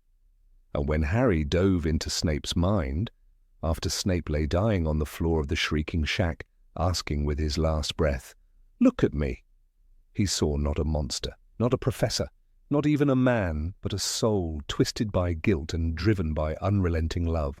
The memories that poured from Snape's mind were more powerful than any spell. In the pensive, Harry watched a childhood marked by loneliness, neglect, and a desperate friendship. Snape was not born cruel, he was made so by circumstance. A boy from Spinner's End, unloved by his parents, found a flicker of hope in the eyes of a Muggle-born girl named Lily Evans. It was Lily who gave his life meaning. It was Lily who saw in him something worth saving. But the world, with its rigid lines of blood purity and house loyalty, tore them apart. Snape's choice to join the Death Eaters was not a betrayal of Lily at first. It was a grasp at belonging. He made a mistake, a grave one, and when it cost Lily her life, he never stopped paying. When Dumbledore revealed to Harry that Snape had been working against Voldemort all along, it was a revelation. But it wasn't enough. Snape's role as a double agent still seemed shrouded in self-interest. It wasn't until Harry witnessed the raw, vulnerable truth in Snape's memories that the full measure of the man came to light. Snape, who loathed James Potter, still chose to protect James's son. Not out of affection for the boy, but because of love for Lily, a love that outlived her, unreciprocated, eternal. As Snape stood in Dumbledore's office, pledging loyalty not to the cause, but to a dead woman's memory, the meaning of his bitterness took form. "You have kept him alive so that he can die at the proper moment?" Snape asked, shocked and anguished. "You have been raising him like a pig for slaughter." And yet, even in that moment of betrayal, he did not turn away. Snape's bravery was not grand and visible like that of Sirius Black or Remus Lupin. It was the kind forged in silence, in lonely corridors, in secret missions, in the cold glare of Voldemort's eyes. He endured suspicion from the Order of the Phoenix, hatred from students, and mistrust from both sides. He played a part so convincingly that not even those who fought beside him could see the truth. Dumbledore did, and in the end, Harry did too. The forgiveness Harry gave Snape wasn't simple, nor was it sentimental. It was informed by loss, the loss of innocence, of childhood, of trust. Harry understood what it meant to be judged by the shadow of your parents' actions. He saw in Snape someone who made terrible choices and spent a lifetime trying to atone for them. "He was on our side," Harry said to Voldemort during their final confrontation in the Great Hall. "He was Dumbledore's man, even when Dumbledore was dead." This acknowledgement, in front of everyone, was more than a defense. It was a tribute. Snape had no family to mourn him, no friends to bury him. Harry ensured he would not be forgotten. One of the most telling aspects of Snape's character lies in the Doe Patronus, identical to Lily's, that floated before Dumbledore's eyes when Snape cast it silently. Dumbledore, shocked, asked, "After all this time?" And Snape replied, "Well, always." That single word became the defining symbol of Snape's love and pain. It wasn't romanticized, it wasn't rewarded, but it was real. And that reality is that consistent, unwavering devotion moved Harry more than any act of heroism could. The decision to name his son after Snape was not made lightly. Harry, in many ways, carried the scars of Snape's cruelty, but in choosing to name Albus Severus Potter after both Dumbledore and Snape, Harry made a statement about complexity, about the grey spaces between good and evil, about how even the most flawed souls could choose light in the end. He told his son, "You were named for 2 headmasters of Hogwarts. One of them was a Slytherin, and he was probably the bravest man I ever knew."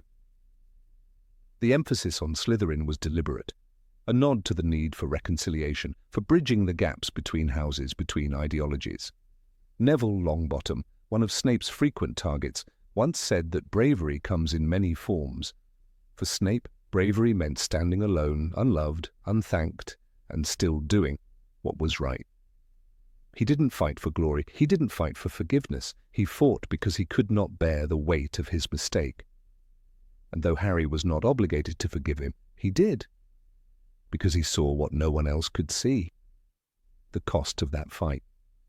Rowling didn't excuse Snape's bullying, nor did she ask readers to forget his flaws. Instead, she showed that forgiveness isn't about forgetting wrongs, it's about acknowledging the whole of a person.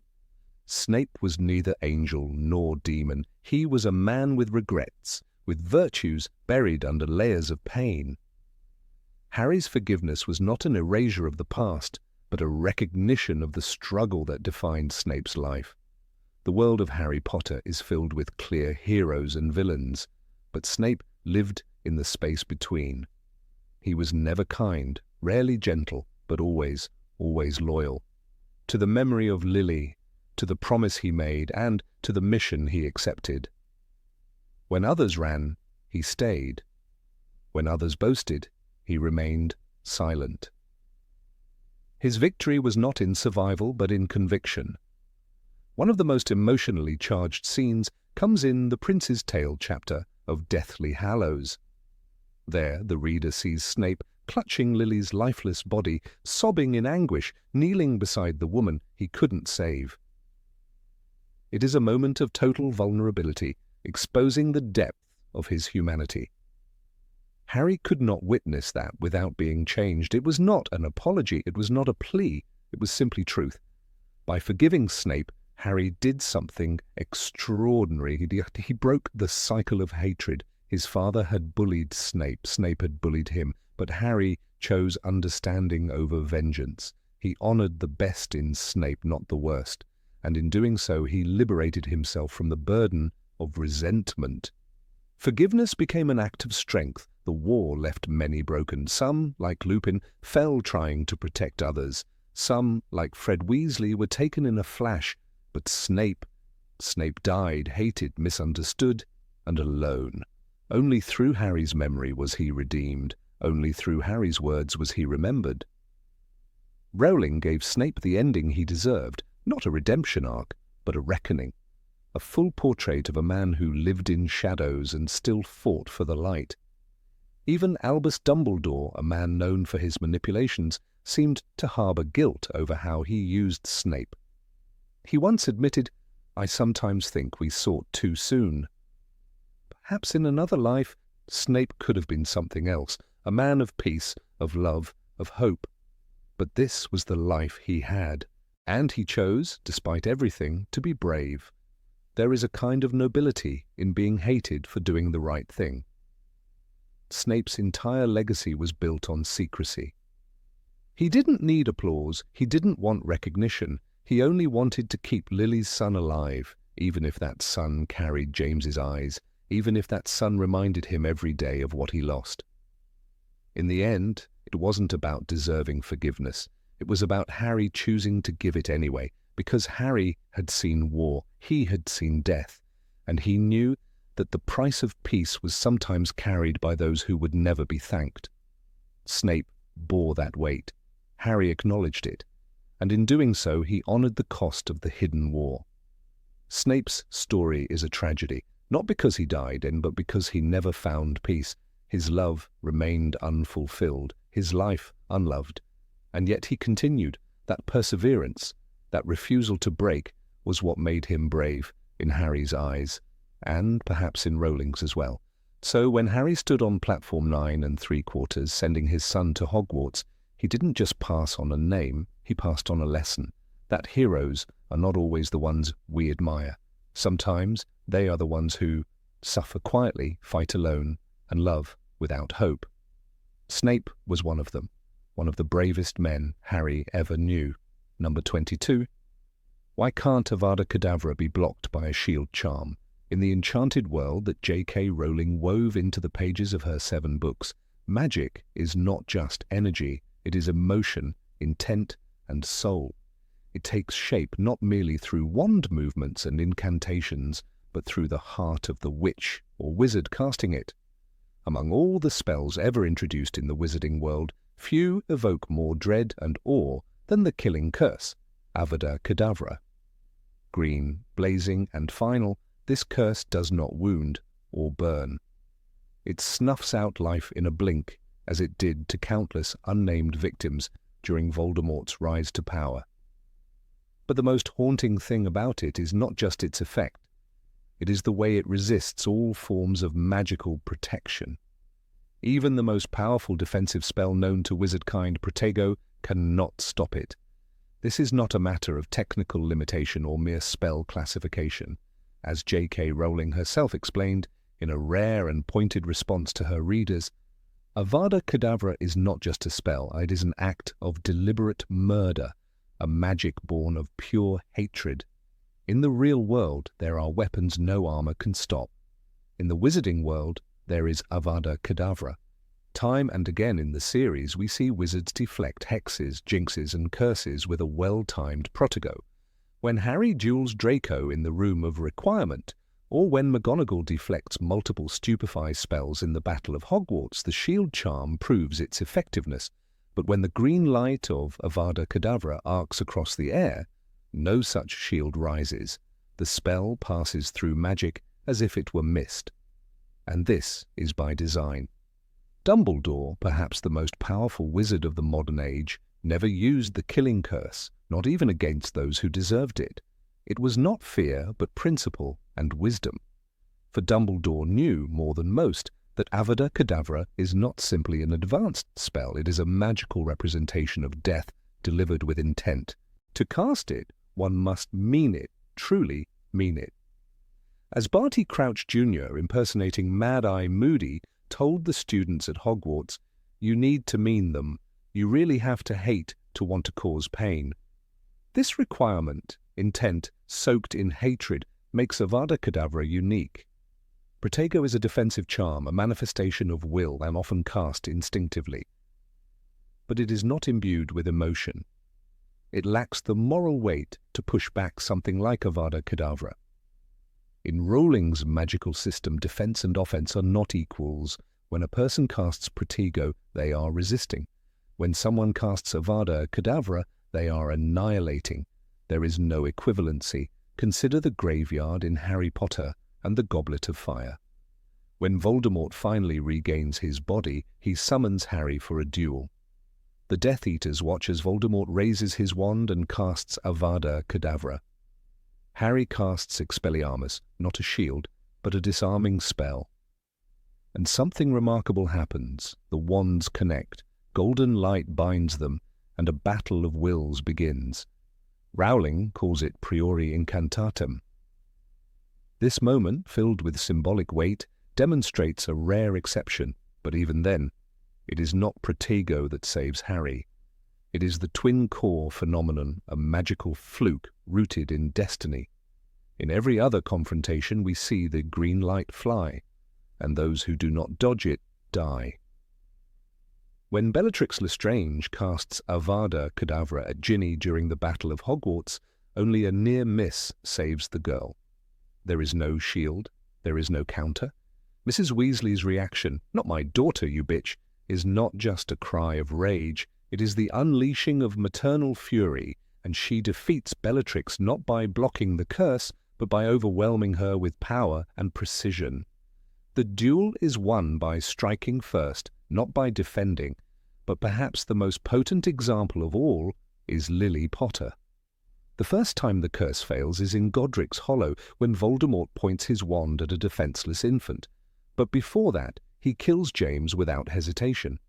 James has no time to shield himself, but even if he had, no charm could have protected him. Lily, however, offers something else, not a spell, not magic, but love. She stands between Voldemort and her son, not with a wand, but with a plea. "Not Harry, please, not Harry." Her self-sacrifice, her love, so pure and absolute, creates a magical protection no wizard can replicate. Voldemort casts Avada Kedavra, and it rebounds, not because of a shield, but because of something infinitely older and deeper than magic. The kind of love that gives life, not takes it. Rowling later explained that this was no accident. Love is the one force Voldemort cannot understand, and thus he cannot counter it. Harry becomes the boy who lived not because he had a stronger wand or cleverer spell, but because of this ancient magic. Even in the final duel in Deathly Hallows, when Voldemort fires his last Avada Kedavra at Harry, the curse fails. But again, not because of Protego. It is the Elder Wand recognizing its true master that refuses to kill him. The curse rebounds and destroys its sender. Magic answers to loyalty, intent, and truth, but it never defends against Avada Kedavra through brute force. There is a chilling beauty in this. Magic, as Rowling constructed it, is not neutral. It is shaped by human emotion. Spells like Lumos or Wingardium Leviosa are practical. Spells like Crucio or Imperio require intent and malice. But Avada Kedavra stands alone. It is final, irreversible, and empty of mercy. You cannot deflect it. You cannot heal its damage. You cannot bring back its victims. Dobby, Cedric, Sirius, though he fell through the veil, and countless others. Their ends are swift and unceremonious. The idea that Protego cannot block Avada Kedavra is not a flaw or oversight. It is a moral declaration. Rowling didn't want a world where murder could be neatly undone or countered with a flick of a wand. She wanted readers to understand the weight of taking a life. To stop the curse, one must not rely on technical skill. One must rely on bravery, love, and sacrifice. That is why it is so rare to see good characters use it. Even in the worst battles, even in rage, they avoid it. Snape, who lived a life riddled with regret and secrecy, never used Avada Kedavra in open combat. When he kills Dumbledore, it is under a pact, a plan, and Dumbledore, already dying from the cursed ring, had arranged it. The act, while shocking, is one of mercy, a killing not from hate, but necessity. Even then, it is not clear whether Snape truly meant it in the traditional sense. His pain and anguish in the following moments suggest a soul torn apart. The Ministry of Magic itself recognizes the unforgivable curses as the darkest magic known. The name is not metaphorical. To use them is to abandon a piece of one's humanity. The fact that Avada Kedavra cannot be blocked is part of this horror. It makes the user vulnerable too. If the spell fails, there is no way to reel it back. One either kills or doesn't. There is no halfway. In the broader philosophical sense, Rowling seems to be telling us that some actions, once taken, cannot be undone and cannot be stopped by passive means. Evil must be confronted not with walls but with courage. A barrier, no matter how strong, will crumble before the will to destroy, but a heart willing to die for another? That paradoxically becomes the strongest defense of all. In Order of the Phoenix, during the Department of Mysteries battle, Harry watches as Sirius is struck and falls through the veil. The curse is unclear, the scene surreal, but it is final. Lupin holds Harry back as he screams. There was no time to react, no time to shield.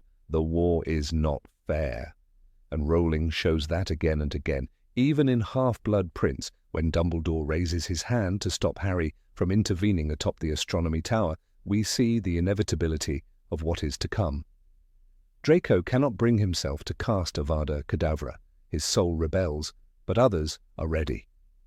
When Snape steps forward and casts the fatal curse, it is not to be resisted. Dumbledore's body is thrown from the tower. The spell works, and no magic rises to stop it. So why can't Avada Kedavra be blocked? Because it is a spell that cuts through the world itself. It is death, unfiltered and raw. It is not just a weapon, but a choice.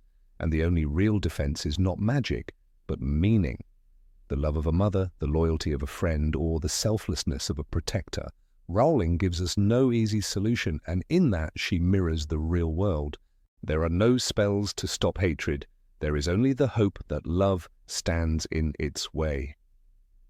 In the end, Harry survives not because he is the strongest, but because he is loved, first by his mother, then by his friends, and ultimately by himself. He never uses the killing curse, not once, even against Voldemort. He disarms, he deflects, he endures, and this perhaps is the ultimate answer. Avada Kedavra cannot be blocked because it is not meant to be battled. It is meant to be rejected at the level of the soul. So when readers asked Rowling why Protego couldn't stop the killing curse, she didn't say it was because it was too powerful. She said it was because it is evil incarnate, the representation of murder itself. And evil, she reminds us, is not something that can be shielded away with magic. It is something we must face with everything else we have, our hearts, our sacrifices, our choices. Number 23. Why didn't Voldemort have a Patronus? Of all the mysteries that surround the Dark Lord, one question continues to haunt fans and readers alike. Why, in all his formidable magical prowess, did Lord Voldemort never conjure a Patronus? The Patronus charm, a radiant embodiment of a wizard's inner light, is a spell that has become synonymous with hope, protection, and love in the Harry Potter universe. It is no coincidence that we see Harry Potter, the boy who lived, cast it so naturally. And yet the most feared dark wizard in the world, Tom Marvolo Riddle, the man who split his soul into fragments to escape death, never did. The answer, as revealed by J.K. Rowling herself, is as haunting as it is illuminating. To conjure a Patronus, a witch or wizard must reach deep within themselves and summon a memory, one so joyous, so filled with warmth and love, that it overpowers the soul-sucking despair of the Dementors. This is not simply a feat of magical technique, but an act of emotional truth. Rowling explained that Voldemort could not cast a Patronus, not because he lacked magical strength, but because he lacked the very essence required for the spell, the capacity for happiness and love. He can't, she said simply. He has never known love or joy. When we first meet the Patronus charm in Prisoner of Azkaban, Professor Lupin introduces it as a spell of rare beauty and difficulty. It is not just about flicking a wand and saying expecto patronum. It is about reliving a moment so intensely positive that it fills the caster with a powerful surge of protective energy. Harry's first successful Patronus came not from thoughts of fame or power, but from the memory of his parents, the people who loved him most. "You think the dead we loved ever truly leave us?" Dumbledore would later ask him. For Harry, love was a guiding force. For Voldemort, love was poison. Born in an orphanage, Tom Riddle came into the world not through love, but through manipulation. His mother, Merope Gaunt, used a love potion to seduce Tom Riddle Sr., and when the potion wore off, he abandoned her. This origin matters deeply. Rowling has often emphasized that Voldemort was conceived under the effects of a love potion, which, symbolically, stripped him of the ability to feel genuine affection. This isn't just backstory, it's a foundational truth about the character.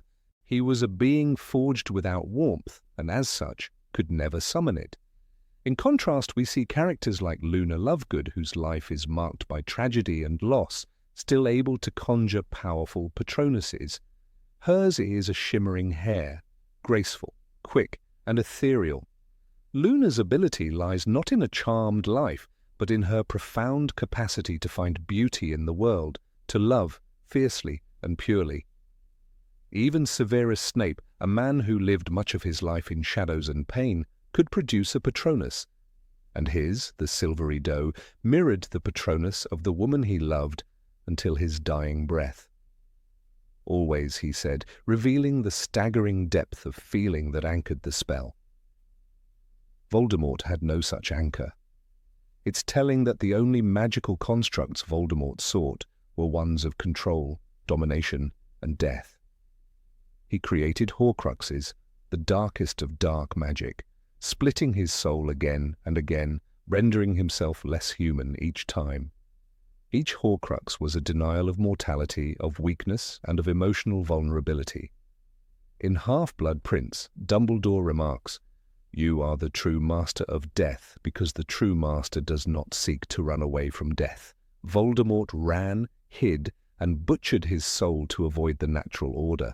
But to cast a Patronus is to embrace life. One cannot help but consider the symbolism.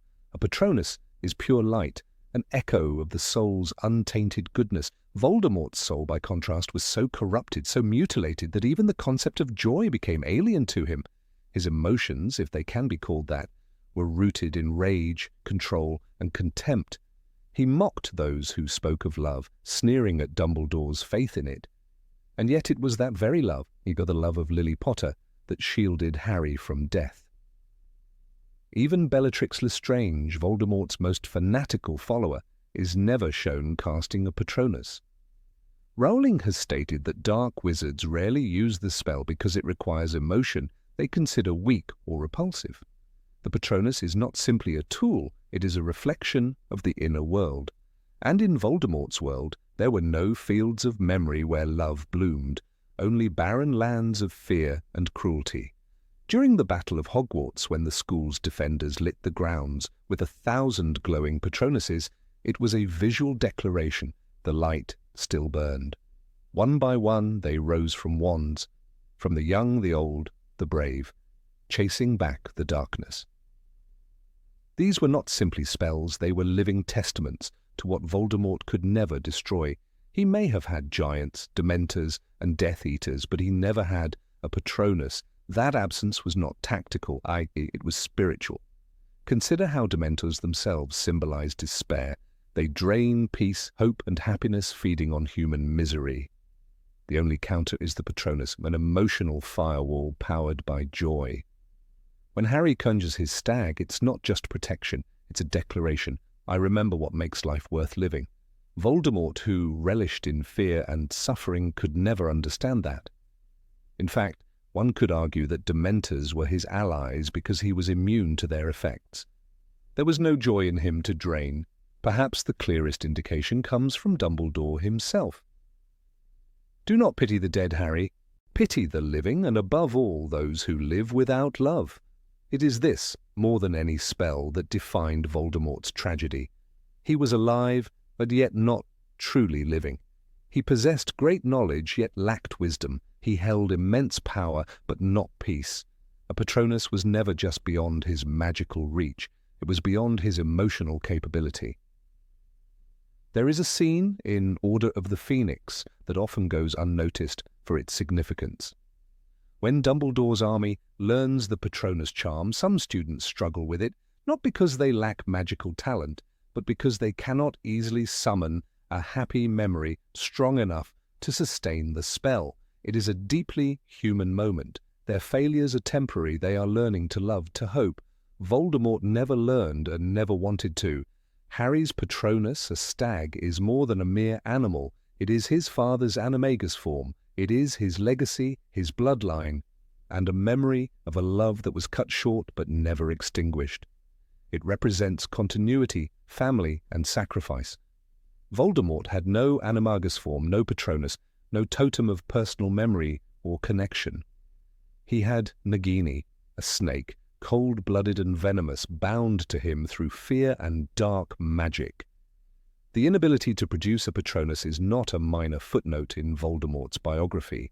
It is a gaping hole in his soul, a symbol of all that he lost and rejected.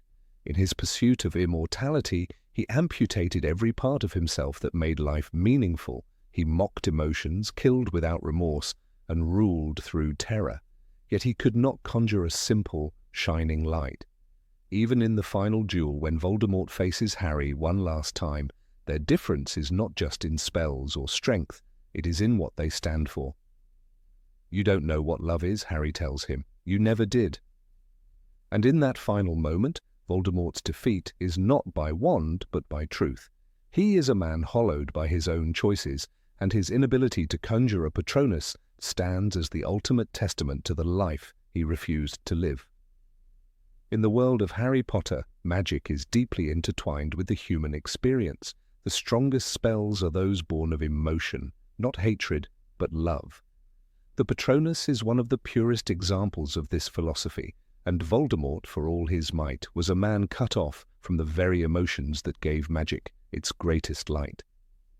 Rowling's answer was simple. Voldemort could not cast a Patronus because he did not know how to feel happiness. But that simplicity belies a powerful truth, that magic, in its truest form, is a reflection of the soul. And Voldemort's soul, shattered and cold, could cast no light. He was a creature of darkness, and in the face of light, he vanished. Not with a bang, but like a shadow, swallowed by dawn. Number 24. What happened to the Dementors after Voldemort's fall? After the Battle of Hogwarts, when Voldemort's body lay cold beneath the rubble of the Great Hall, a shadow seemed to lift from the wizarding world. Witches and wizards across Britain emerged from fear and secrecy, and the Ministry of Magic, once a stronghold of corruption and fear, began to cleanse itself from within. But amid the joyful noise of rebuilding, one question haunted the minds of many. What became of the Dementors? These creatures, silent, wraith-like, and cloaked in decay, had long been the guardians of Azkaban. They did not kill in the traditional sense, but their effect was often worse than death. Their kiss, infamous and final, stripped a soul from the body, leaving behind only an empty husk. They drained peace, hope, and happiness out of the air around them. Lupin had once told Harry, in Prisoner of Azkaban, "Get too near a Dementor, and every good feeling, every happy memory will be sucked out of you." But if the Ministry no longer employed them, where had they gone? J.K. Rowling addressed this unsettling question after the series concluded. Her answer was both reassuring and ominous. The new administration, led by Kingsley Shacklebolt, had officially severed ties with Dementors. Azkaban, once a fortress of psychological torment, no longer relied on those dreadful beings. Instead, enchanted wards, surveillance spells, and a rotation of skilled auras took their place. It was a shift not just in policy, but in ethics. The wizarding world, for the first time in decades, had recognized that security founded on fear could not be justified, even under the banner of justice. Yet the Dementors were not destroyed. That was a crucial point. As Rowling explained, they were simply banished, driven from Azkaban's cold towers, from the shoreline where sea met iron bars, and from the souls they had once feasted on. They disappeared into the wild, to the swamps and wastelands of Britain, far from civilization, but they did not vanish. They cannot. Rowling herself stated, "They continue to exist because fear and despair continue to exist. They are manifestations of those feelings." The idea is terrifying in its simplicity. Dementors, unlike most magical creatures, are not born in the traditional sense. They are not bred or summoned like hippogriffs or thestrals.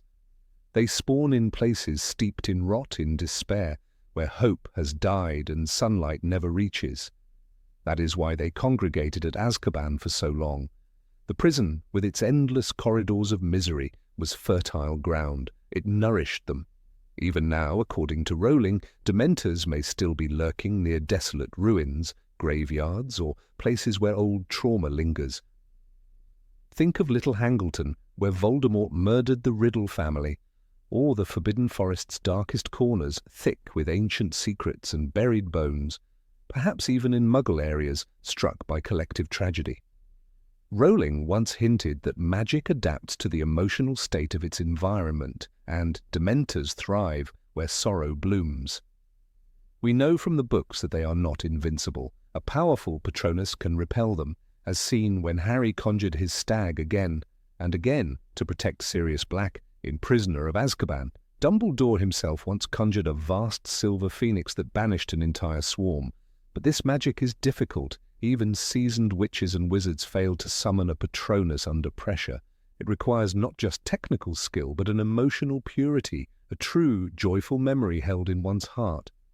So what now protects Azkaban, if not the terror of Dementors? According to Rowling, a number of magical innovations took their place. The Ministry employed complex enchantments developed by charms masters like Phileas Flitwick, who remained an advisor after the war. These included anti-apparition fields, hexes that triggered alarms at the slightest unauthorized movement, and charms that monitored emotional and magical output. Detainees attempting to escape would instantly be subdued by invisible forces, not living creatures. Additionally, Rowling noted that auras were rotated in shifts to guard the facility, no longer stationed indefinitely, to prevent burnout and emotional erosion. Among them was Nymphadora Tonks's cousin, Marcus Tonks, a skilled spellcrafter who had developed protective cloaks resistant to certain forms of magical manipulation.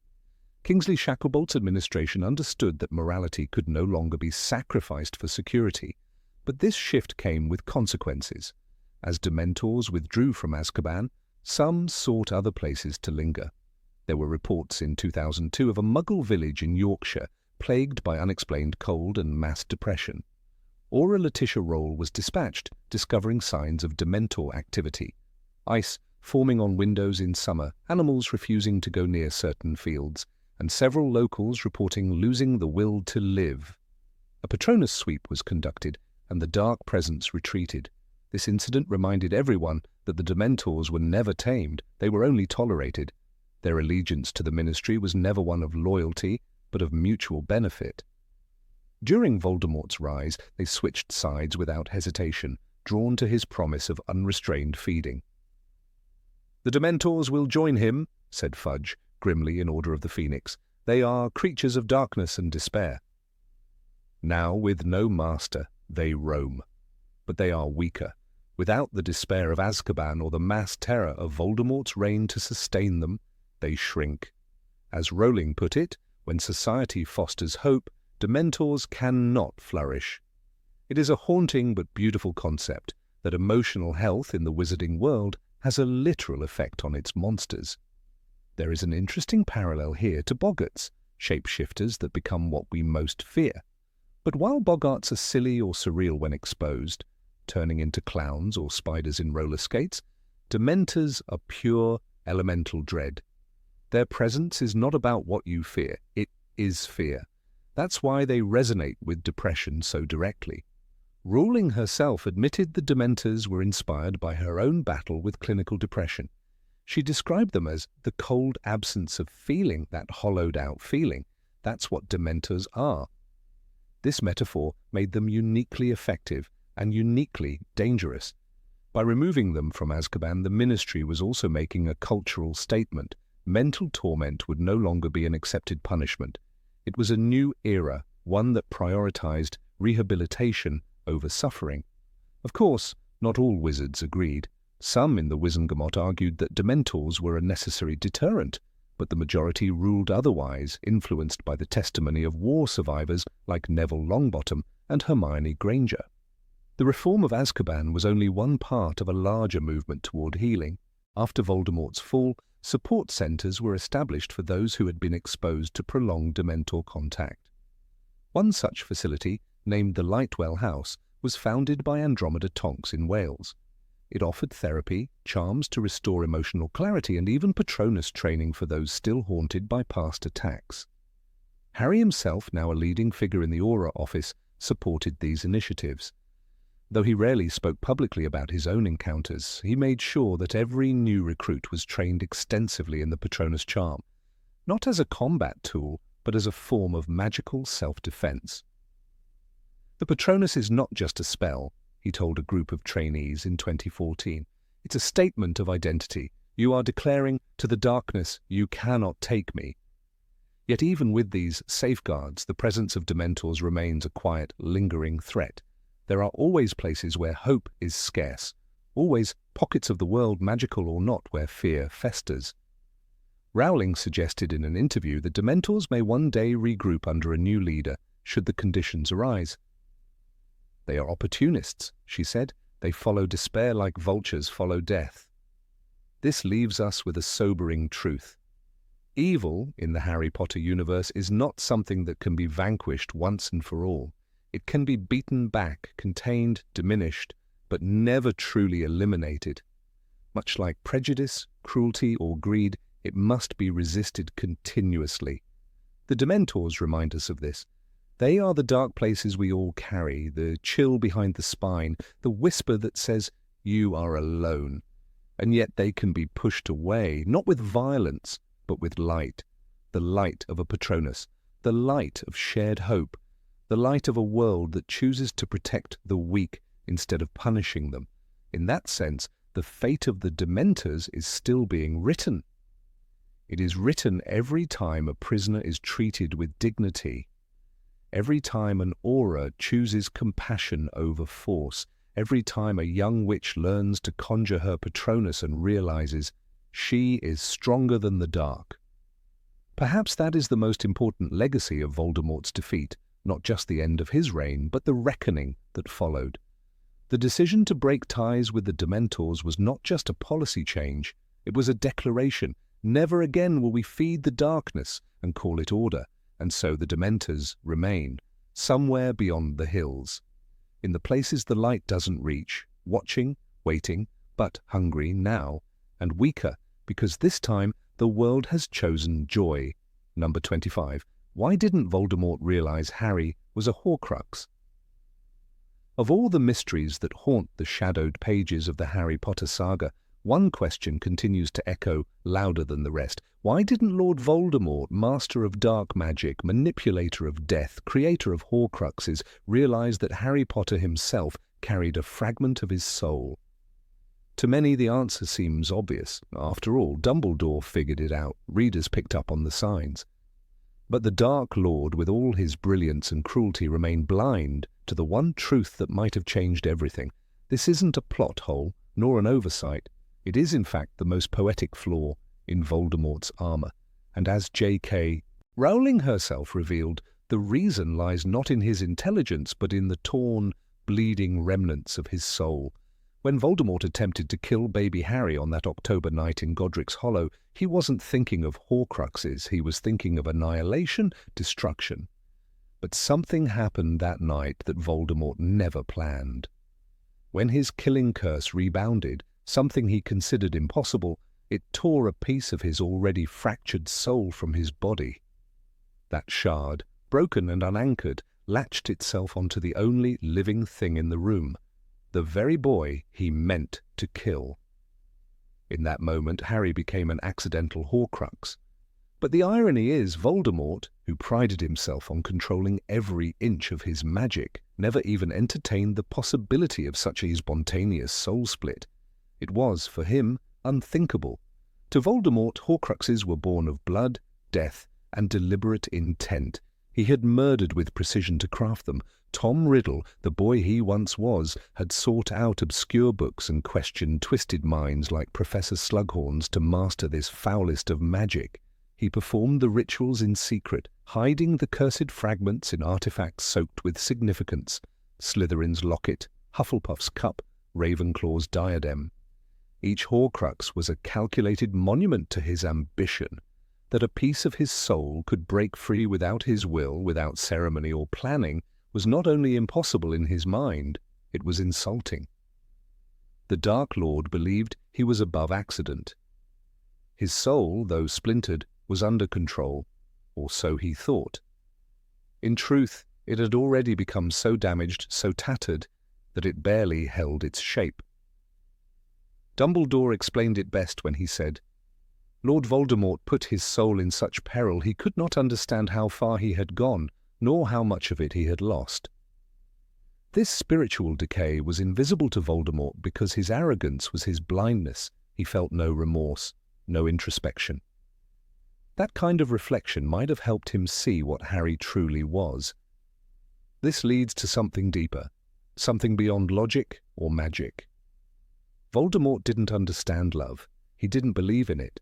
To him, Lily Potter's sacrifice wasn't a powerful act, but a foolish one. He underestimated the ancient protection she cast over her son by choosing to die for him. He knows nothing of the love which Harry's mother gave him, Dumbledore once said, not because he has no capacity for it, but because he has never wanted to know. That willful ignorance made Voldemort incapable of sensing the magical bond between them. It's worth noting that Harry himself could feel the effects of the soul fragment. The scar, the visions, the Parseltongue, these weren't coincidences. These were symptoms of a parasitic bond. Harry didn't just survive Voldemort's curse, he carried a piece of the Dark Lord with him. Yet Voldemort, so obsessed with finding and protecting his Horcruxes, never considered the boy as a vessel. Even when Harry exhibited signs of strange magical connections, Voldemort interpreted them as Dumbledore's manipulations, or as the echoes of prophecy. Never once did he think to look inward. He couldn't. To recognize the truth would have required him to believe that fate, love, and prophecy had power over him. But Voldemort had shaped his life around the rejection of such ideas. He chose Horcruxes to cheat death, to fight prophecy, to dominate destiny, admitting that a magical child, born of a loving sacrifice, had become a container for his soul, would unravel everything he stood for. It would mean admitting weakness, so he ignored the signs. There was one moment, however, when Voldemort came painfully close to the truth. In Harry Potter and the Deathly Hallows, after he murders Harry in the Forbidden Forest, Voldemort experiences a vision, what we later understand to be the limbo scene at King's Cross. There, Harry sees a grotesque, mutilated infant, crying, shivering, helpless. That was the piece of Voldemort's soul, and Voldemort himself, while unconscious, likely saw it too. But his response was to flee. He awoke and dismissed the experience as a dream. His mind could not make sense of that malformed creature, so he buried it. Even in that moment of spiritual proximity, he was blind. Rowling explained that Voldemort's broken soul was incapable of self-reflection. The ritual damage made it impossible for him to grasp what he had become. This is a theme she returns to often, that the darkest evil cannot recognize its own nature. The tragedy of Voldemort is not just that he couldn't love, it's that he couldn't see. He built his empire on illusions, believing himself invincible, immortal, and infallible. His downfall was inevitable because he built his fortress on the shifting sands of denial. Another clue lies in how Voldemort viewed Harry's survival. He never saw it as a sign of destiny or magic beyond his comprehension. He saw it as a mistake, a glitch, something that would be corrected. He didn't believe that Harry's survival was due to Lily's sacrifice, nor that their bond meant anything deeper. He has no understanding of the soul, Rowling once said, so he could not comprehend that a piece of his own had latched onto Harry. His logic rejected it because his pride refused it. This is why Dumbledore never tried to tell Voldemort the truth. He knew it would be useless. In Half-Blood Prince, he tells Harry, "You are the true master of death, because the true master does not seek to run away from death. He accepts that he must die and understands that there are far, worse things in the living world than dying. Voldemort had made death his enemy. That obsession left no room for mystery, no acceptance of the unknown. In his world, there were no accidents, only power. And so Voldemort continued his quest. He sought the Elder Wand. He murdered without hesitation. He split his soul again and again. He created the diary, the ring, the locket, the cup, the diadem, Nagini.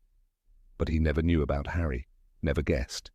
Even when Harry's mind entered his, even when the connection showed him things no spell should reveal, he assumed it was Harry who was the intruder. He never once thought, what if I'm already inside him? Perhaps the final irony is that Voldemort feared death more than anything, and yet it was through death that his end came. When Harry willingly sacrificed himself in the forest, just as his mother had done, he broke the power Voldemort held over his friends. That kind of magic, the selfless, ancient kind, was beyond Voldemort's comprehension. And when Harry returned, and the last Horcrux was destroyed, Voldemort faced his final truth. He was mortal again. He died without ever knowing the full story. In the end, Harry told no tales. He didn't gloat. He didn't reveal to Voldemort that he had carried part of him inside his soul. He let the Dark Lord die as he had lived, blind to the things that mattered, blind to the child he'd marked as equal, blind to the miracle that love had made. J.K. Rowling confirmed all of this in interviews. She explained that Voldemort's fragmented soul made him incapable of the kind of intuitive, emotional insight needed to suspect the truth. He didn't feel what Dumbledore felt. He didn't believe in the same forces. He never even knew he had created a Horcrux accidentally, Rowling said. He wouldn't have believed it possible. This wasn't just an oversight. It was a consequence of his nature. Ultimately, Voldemort's greatest weakness was not Harry. It was his own lack of understanding.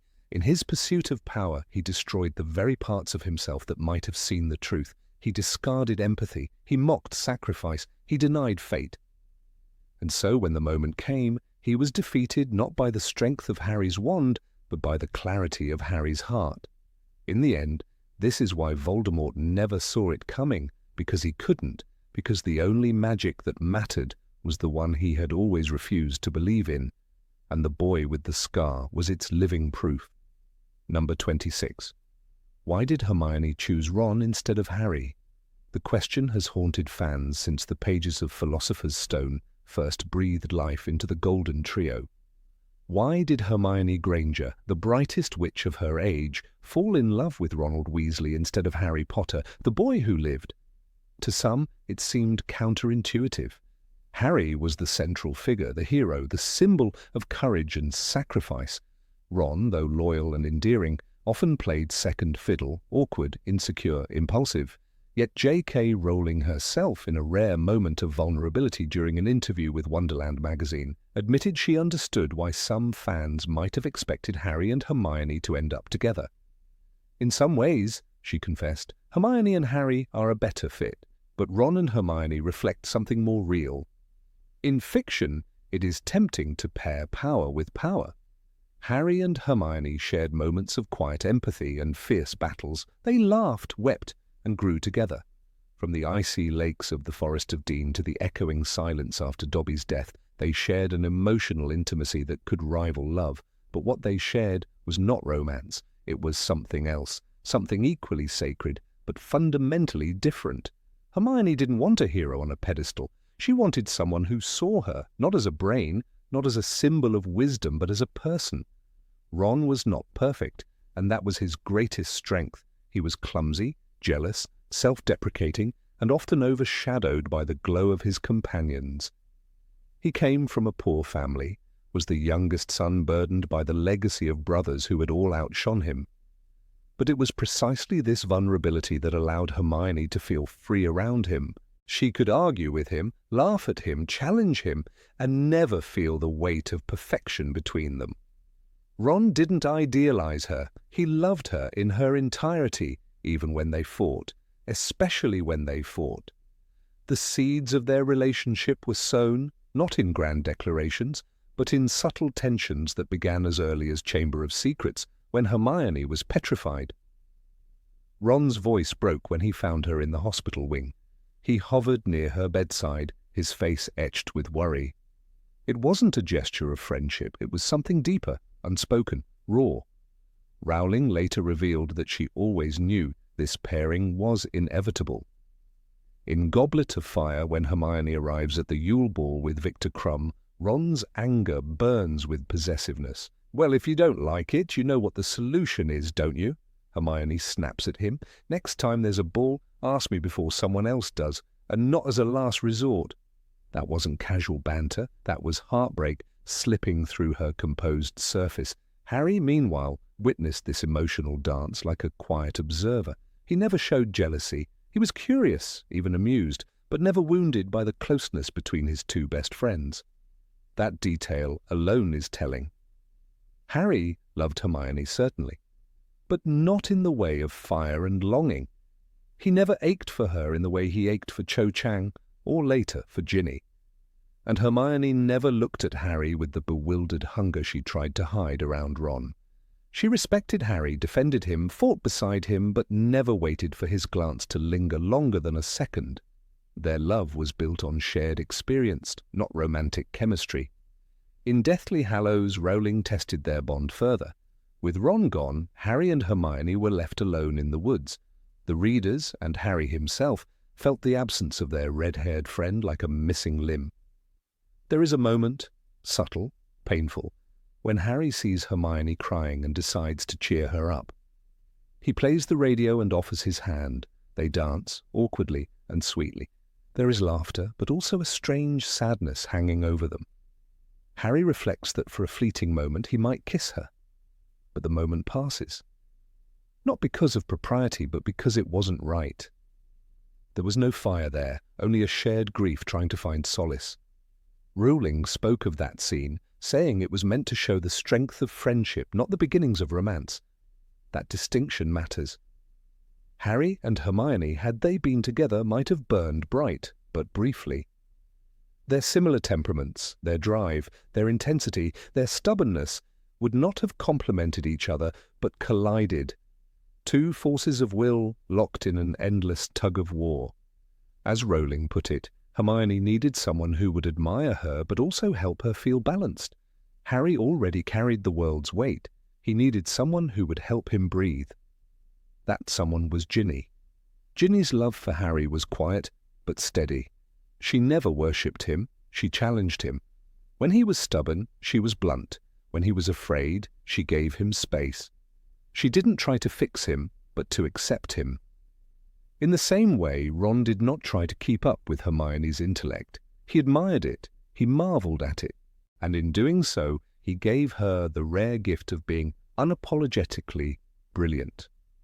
Ron's humor grounded her, his flaws softened her edges. He brought out a side of her Harry could never reach. It's easy to dismiss Ron as comic relief, but his journey is one of the most human in the series. He starts off insecure, the boy with second-hand robes and broken wands, always in someone else's shadow. Yet by the final battle, he is a man who willingly risks his life for the cause, who destroys a Horcrux, who returns after leaving, fully owning his mistake.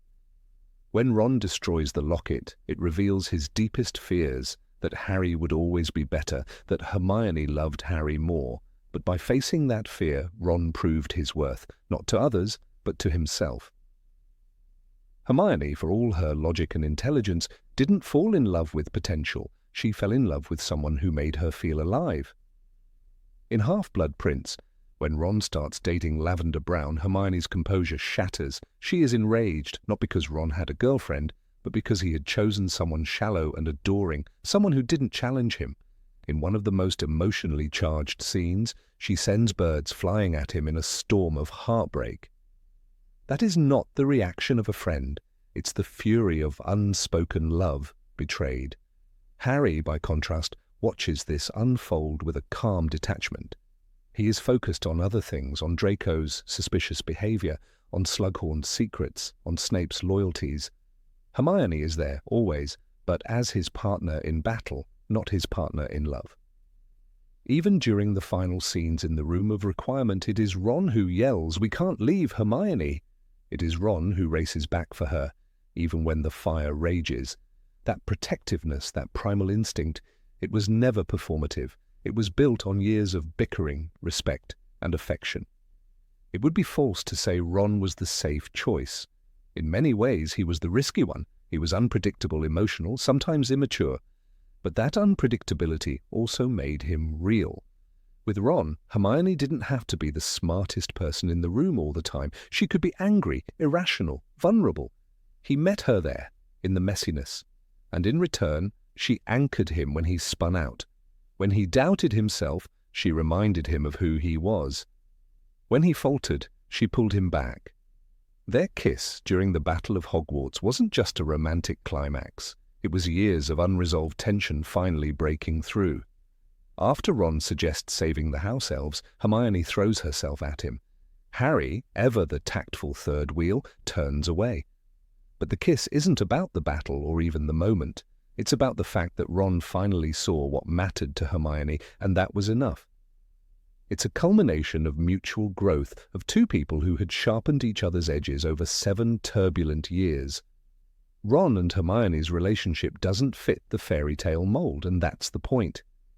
It's messy, filled with misunderstandings and awkward pauses, but it's real. It's built not on destiny, but on daily choice. It reflects the idea that love isn't always fireworks. Sometimes it's loyalty in the quiet, belief in the doubt, and laughter in the darkness. Rowling said that if she had written the series purely based on logic, perhaps Hermione would have ended up with Harry. But she didn't write with logic alone, she wrote with heart. Ron and Hermione, she explained, have a strong bond, and I feel that in some ways it shows that opposites can complement each other. Hermione's need for order meets Ron's chaos, and something beautiful emerges. In the epilogue of Deathly Hallows, 19 years later, we see the result of that union. Ron and Hermione have 2 children. They're older, wearier, but the bond remains. There is no glamour, no illusion, just 2 people who chose each other again and again across the scars of war and the fatigue of adulthood. Fans still debate the pairing, wondering what could have been if Harry and Hermione had kissed, or if Ron had fallen for someone else. But in truth, the question misses the larger message. Hermione didn't choose Ron instead of Harry. She chose Ron because of who he was, not who he wasn't. She didn't need a perfect man. She needed a partner who saw her not as a savior or sidekick, but as someone to walk beside, hand in hand, in all her brilliance and complexity. That is the magic not found in spells, but in the quiet courage of love. Number 27. Why did some students return for an 8th year at Hogwarts? After the Battle of Hogwarts, the wizarding world was left in a state of turmoil and recovery.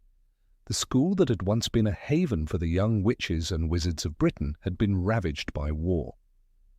The years of preparation for battle had taken a toll, and the academic year was abruptly interrupted. In the epilogue of Harry Potter and the Deathly Hallows, we see Harry, Ron, and Hermione as adults, having moved on from their school years. However, an intriguing question lingers. Who among their peers returned to Hogwarts to complete their education?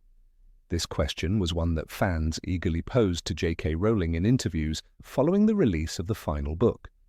Rowling, never one to shy away from offering more details to her devoted readers, clarified that some students did indeed return for their 8th year, and their reasons for doing so were varied. In a world where the wizarding community was rebuilding itself, education remained crucial. But why did some students, like Hermione Granger, choose to stay, while others, like Harry Potter and Ron Weasley, did not? One of the first revelations Rowling offered was about Hermione. She returned to Hogwarts determined to complete her education. Unlike many of her peers who had joined the fight against Voldemort, Hermione had always been deeply committed to academics. It was no surprise then that she returned for her 8th year to sit for her NEWTs, nastily exhausting wizarding tests.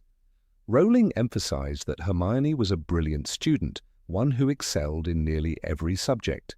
She passed all of her exams with flying colors, demonstrating not just her academic prowess, but also her resilience in a time of national recovery. This decision, Rowling suggested, was consistent with Hermione's character, a person who valued knowledge and responsibility, even when faced with the horrors of war. Her determination to finish her education was a testament to her unyielding work ethic and desire for personal growth. In stark contrast to Hermione's path, Harry and Ron did not return to school. For them, the war had shaped their futures in a different way. Harry, the boy who lived, had no interest in sitting in a classroom when his talents and experiences were so urgently needed in the field. His immediate acceptance into the Ministry of Magic as an Auror was a natural progression for him. Having survived countless life-threatening situations and played a key role in the defeat of Voldemort, Harry was not inclined to complete his education in the traditional sense.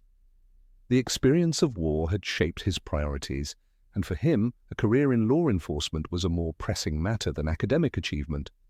Rowling revealed that Harry's decision to forego his NEWETs was not out of laziness, but rather a recognition that his wartime experience had prepared him for something greater.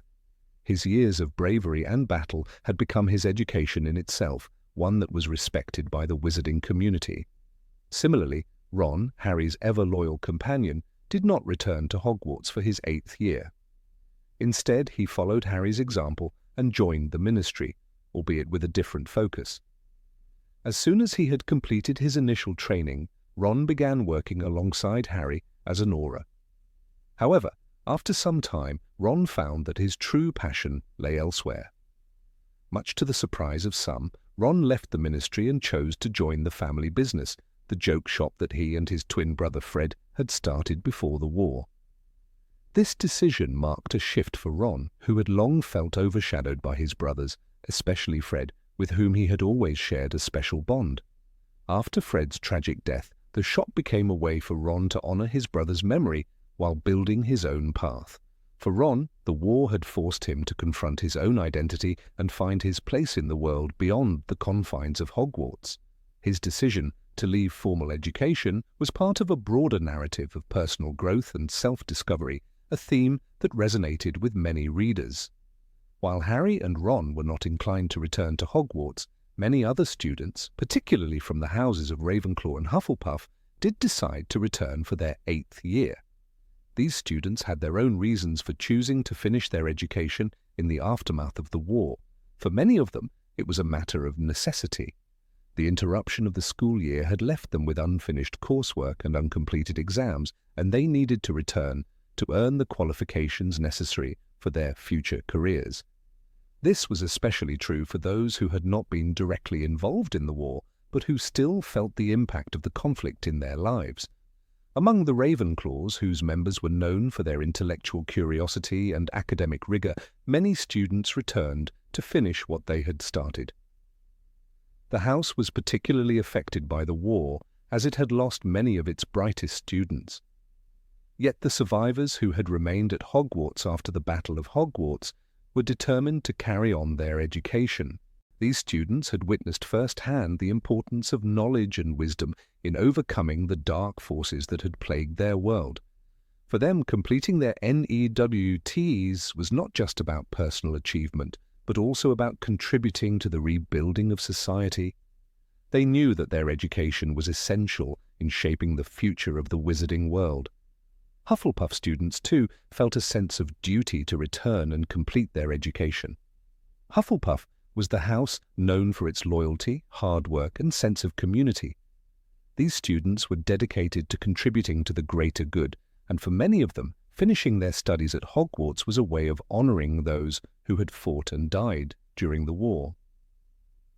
The house was also home to many students who had experienced personal losses, and returning to Hogwarts was a way of reclaiming a sense of normalcy.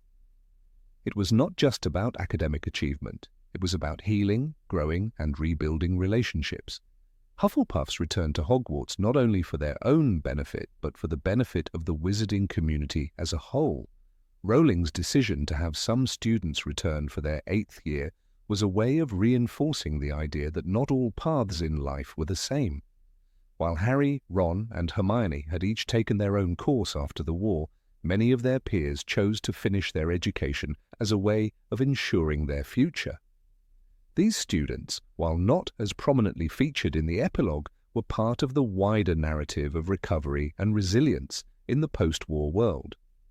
They were the ones who helped to rebuild Hogwarts, restore its academic integrity, and prepare the next generation of witches and wizards for the challenges that lay ahead.